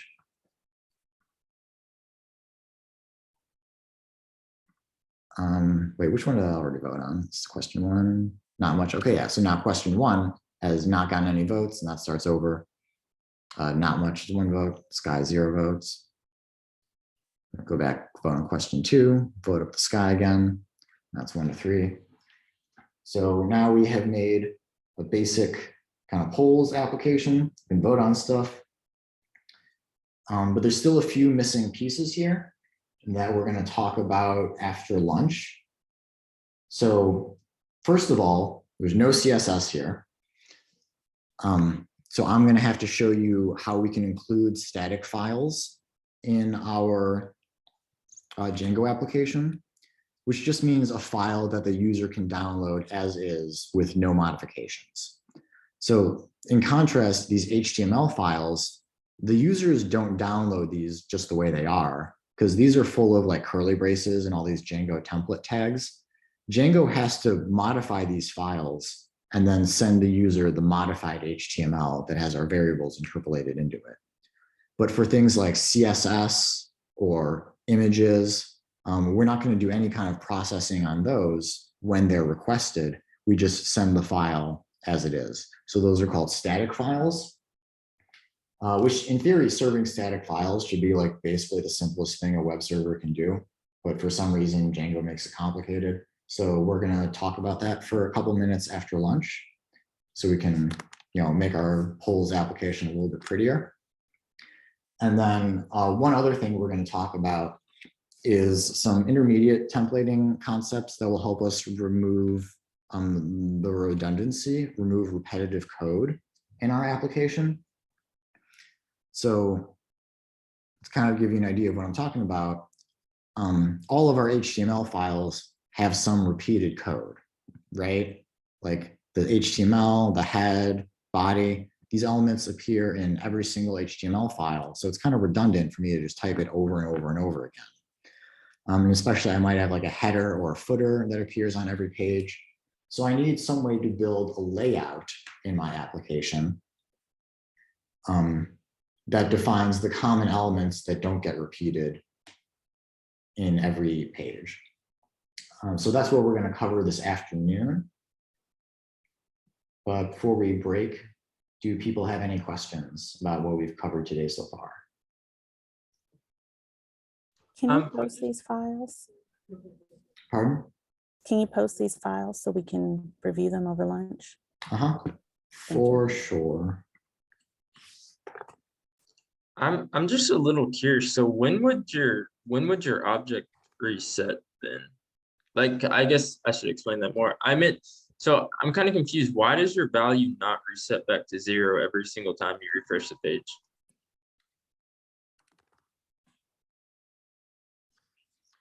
Because, so inside the vote, we are incrementing the choice, the individual choice for that question. But this question isn't defined inside of this function. If it was defined inside of this function, then it would disappear after the function finished. But in this case, what we're referring to is actually just this object that has a votes property, and we're incrementing it. It's defined globally at the top of this file. So it was created before this function ever ran. So it persists in between executions of this function. So does that mean if you, so is it because it's on a server? So if you killed that server and created a new server, it would go back to 0? Right. So I'm going to crash it out. Start it up again. Votes are gone. Okay. But if we were using a database, instead of just defining our data here, then we would be able to read the questions out from the database when the server starts up, and we wouldn't lose any data. Okay, cool. Thank you. What other questions have we got?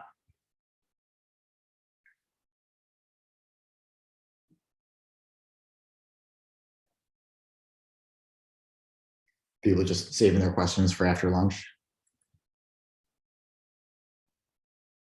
If possible, could you please post the video so that we can look at Could you say that a little louder, please? If possible, could you please post the video as well so we can look at it over lunch as well, please? I won't be able to post it that quickly. It takes at least like an hour or more for it to get processed and everything. So, All right, thank you. yeah, I'm sorry, I probably won't be able to post things until after the afternoon's lecture. Yeah, and I just want to encourage folks, please reach out to us after lunch. It's definitely, I know it takes time and you need to review the code and go over stuff to help get it in your head. I think it's also important not to get to a point where you're spinning your wheels, and that's what we're here for and the TAs are for. And you know, if we're more than happy to go over stuff or like look at things from other angles, or you know, do whatever we need to help you guys cover this, because it's a lot of stuff for sure. Yeah, this is absolutely a lot of stuff. This is complicated. I would say, you know, Django does try to make your life as easy as possible, but it's probably the most complex, most sophisticated web framework that I have used personally. And while the docs for Django are great, they're very thorough, it's challenging to use them sometimes because, like, they're assuming that your application is much more complicated than maybe your application really is. So they're going to steer you towards the more complex features in Django when, you know, there's 3 ways to do everything and maybe there's a simpler solution. But also the Django docs are kind of written for people that already know web development using some other framework. And so they're just thinking like, okay, I already know how to do templating. How do I do templating in Django? So it's assuming you already know what it is you're trying to figure out. If you're learning web development for the first time, you might have a tough time going through the Django tutorial. So in fact, the content that I presented today, this was actually a simplified version of the Django tutorial. This version doesn't have a database in it, whereas the official tutorial does. And there were a few other simplifications that I made in order to, you know, make this more presentable to beginners in a reasonable amount of time. But yeah, imagine doing this demo yesterday as your first look at Django. So the tutorial is really just not meant for first-time developers. So all this is just to say is, like, just like what Adam is saying, please reach out to us if you have questions or confusions. This stuff like isn't intuitive. So, you know, you can rely on our past experience and mistakes to try to steer you in the right direction. Yeah, totally. And you know, it's kind of lame to say, but it's called a boot camp for a reason. Like it moves very quick, and I wouldn't expect anyone to feel 100% on top of all this stuff. I mean, we've covered client server architectures, HTTP requests, templating, web frameworks in like 2 days.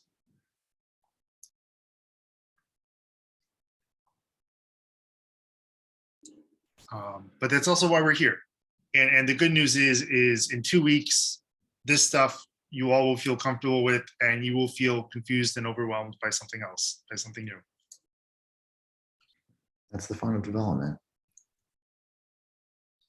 Yeah, yeah. And it's like, especially your first year or so, it really is drinking from the fire hose. So no one is meant to be feeling like comfortable and great right now. And if anyone does feel comfortable and great, please let us know so we can give you more stuff to do. And I want to just mention real quick, since people are talking about databases. For the most part, a database is a server in itself. So the same way that our client sends requests to our Django server that's just waiting to get a request so it can send a response.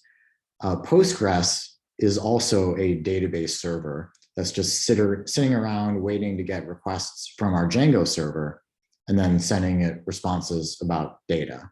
So generally speaking, databases are also servers.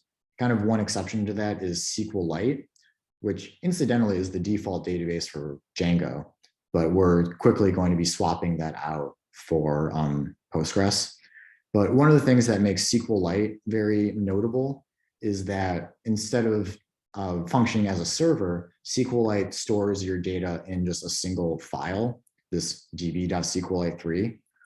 So that makes it dramatically simpler to work with. And so it's definitely really nice for learning, because it's just so much easier to get up and running with SQLite. But there are also lots of like specific professional use cases where SQLite is a good decision.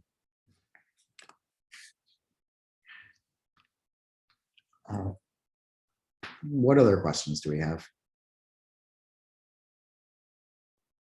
Just real quick, in your notes, do you by any chance have the the commands that are to go inside the terminal to get the application running after you activate the environment?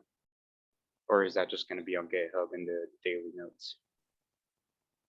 I'm not sure if they would actually be in GitHub because I just typed them at the command line. So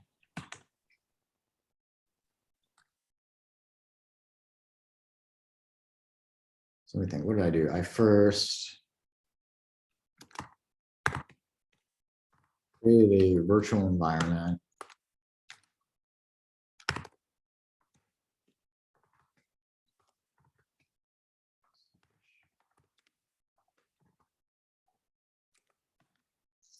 Create a virtual environment and then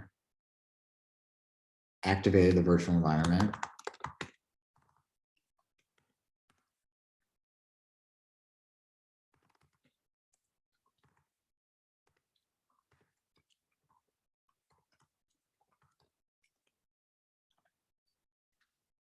We install Django. Then we can create a project.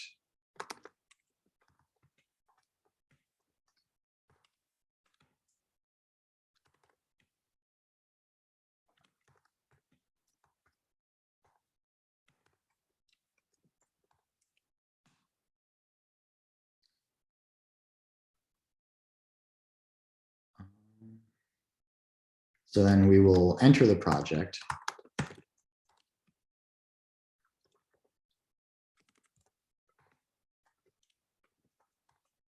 And then create an app once we're in the project.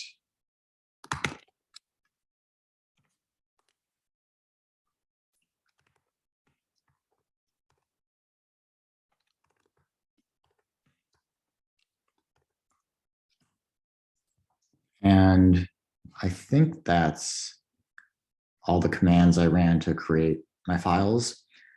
But I want to mention that, like, first of all, the only reason why I memorize these commands is because I've like taught this lecture like a bunch already and just run through this in front of students and been asked this specific question before.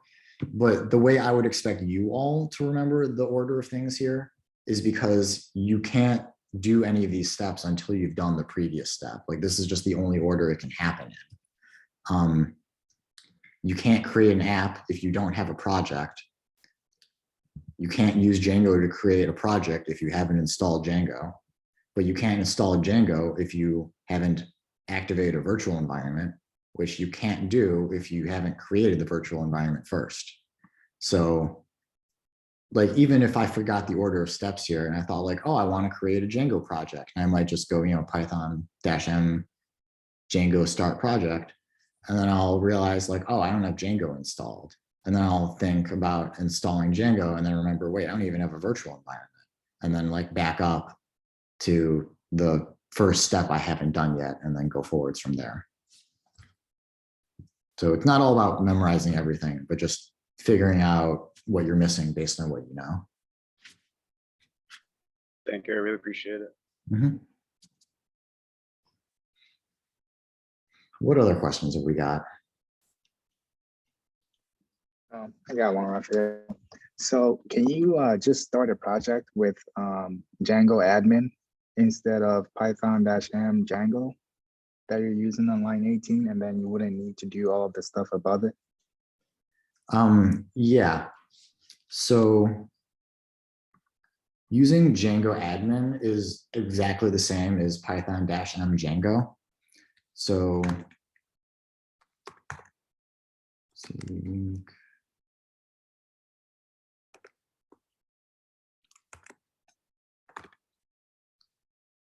okay, so if I say -m Django, it shows me, the Django manage menu or whatever. But also when you install Django, it gives you this command Django admin, which does exactly the same thing. So I don't know why they bother to include this. I guess they think it's like nicer or whatever, like it's easy to remember, just Django admin. But typing, Python -m Django is more syntax or something. Like you have to remember that Django is a Python module and access it like that with -m. I don't know. I don't know why Django admin is included. It doesn't seem like it's really doing me any favors. Because also you already have to know the syntax, because this is how we access virtual environments with Python -m venv and then the name of my virtual environment. This is also how I create my HTTP server, Python -m http.server, which we're not going to be using this anymore going forward because now Django is going to be running our server, but we did use that for a couple of weeks there. So given that Django admin and Python -m Django are exactly the same thing, but you have to already know the syntax anyway, I don't see any reason to mention this. You can use it if you feel like it, but I don't care. Jake? Yes, should we have Django installed on our local machines? I feel like I maybe entered a command that I shouldn't have yesterday, because whenever I'll do Python -m and then Django -- version, just like in my home directory, and it'll show me which Django version I have installed. But do we just want that for our virtual environment? Correct.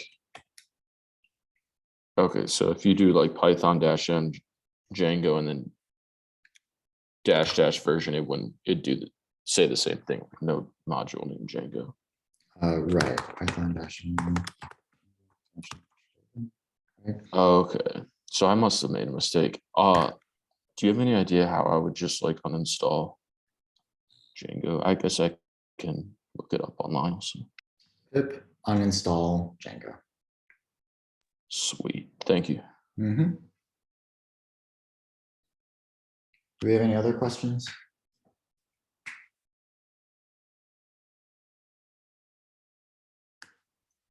We want to keep our virtual environments in like a separate folder, correct? And that's what it does. The squiggly VNVs, that's like a separate directory than where you're currently at. Yeah, For your so project. I know I've mentioned this before, but I think it bears repeating. Tilde. So this little character here, that's a tilde. If you've never heard that name before, it's the thing, at the top left of your keyboard below escape, is an alias for your home folder.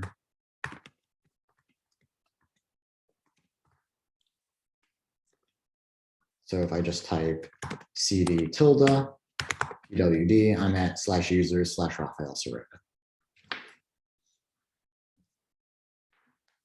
So it's really useful when you want to write scripts that work on different computers, because you don't know what other people's home folder is called.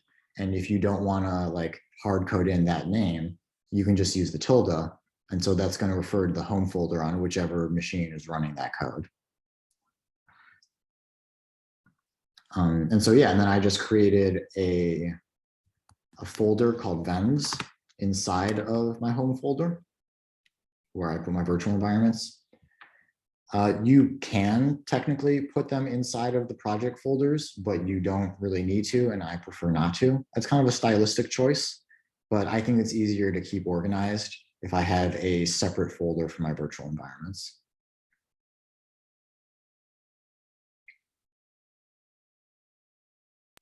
Makes sense. Thank you.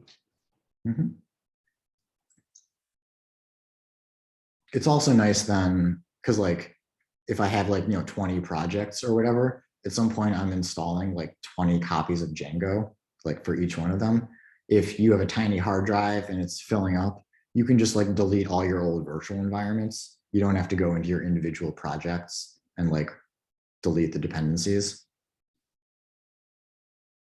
But then you'd have to reinstall Django if you wanted to like use that project again in the future. But I'm kind of assuming these are like old projects that you don't use every day.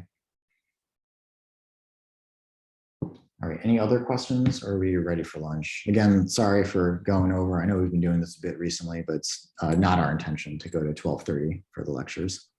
When you say dependencies, that's referring to all the files inside of our project file location.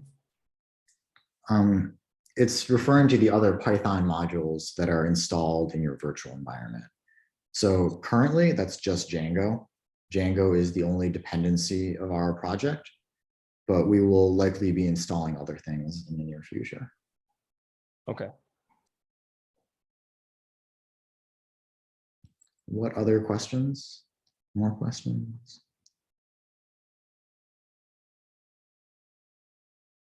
No more questions. All right, great.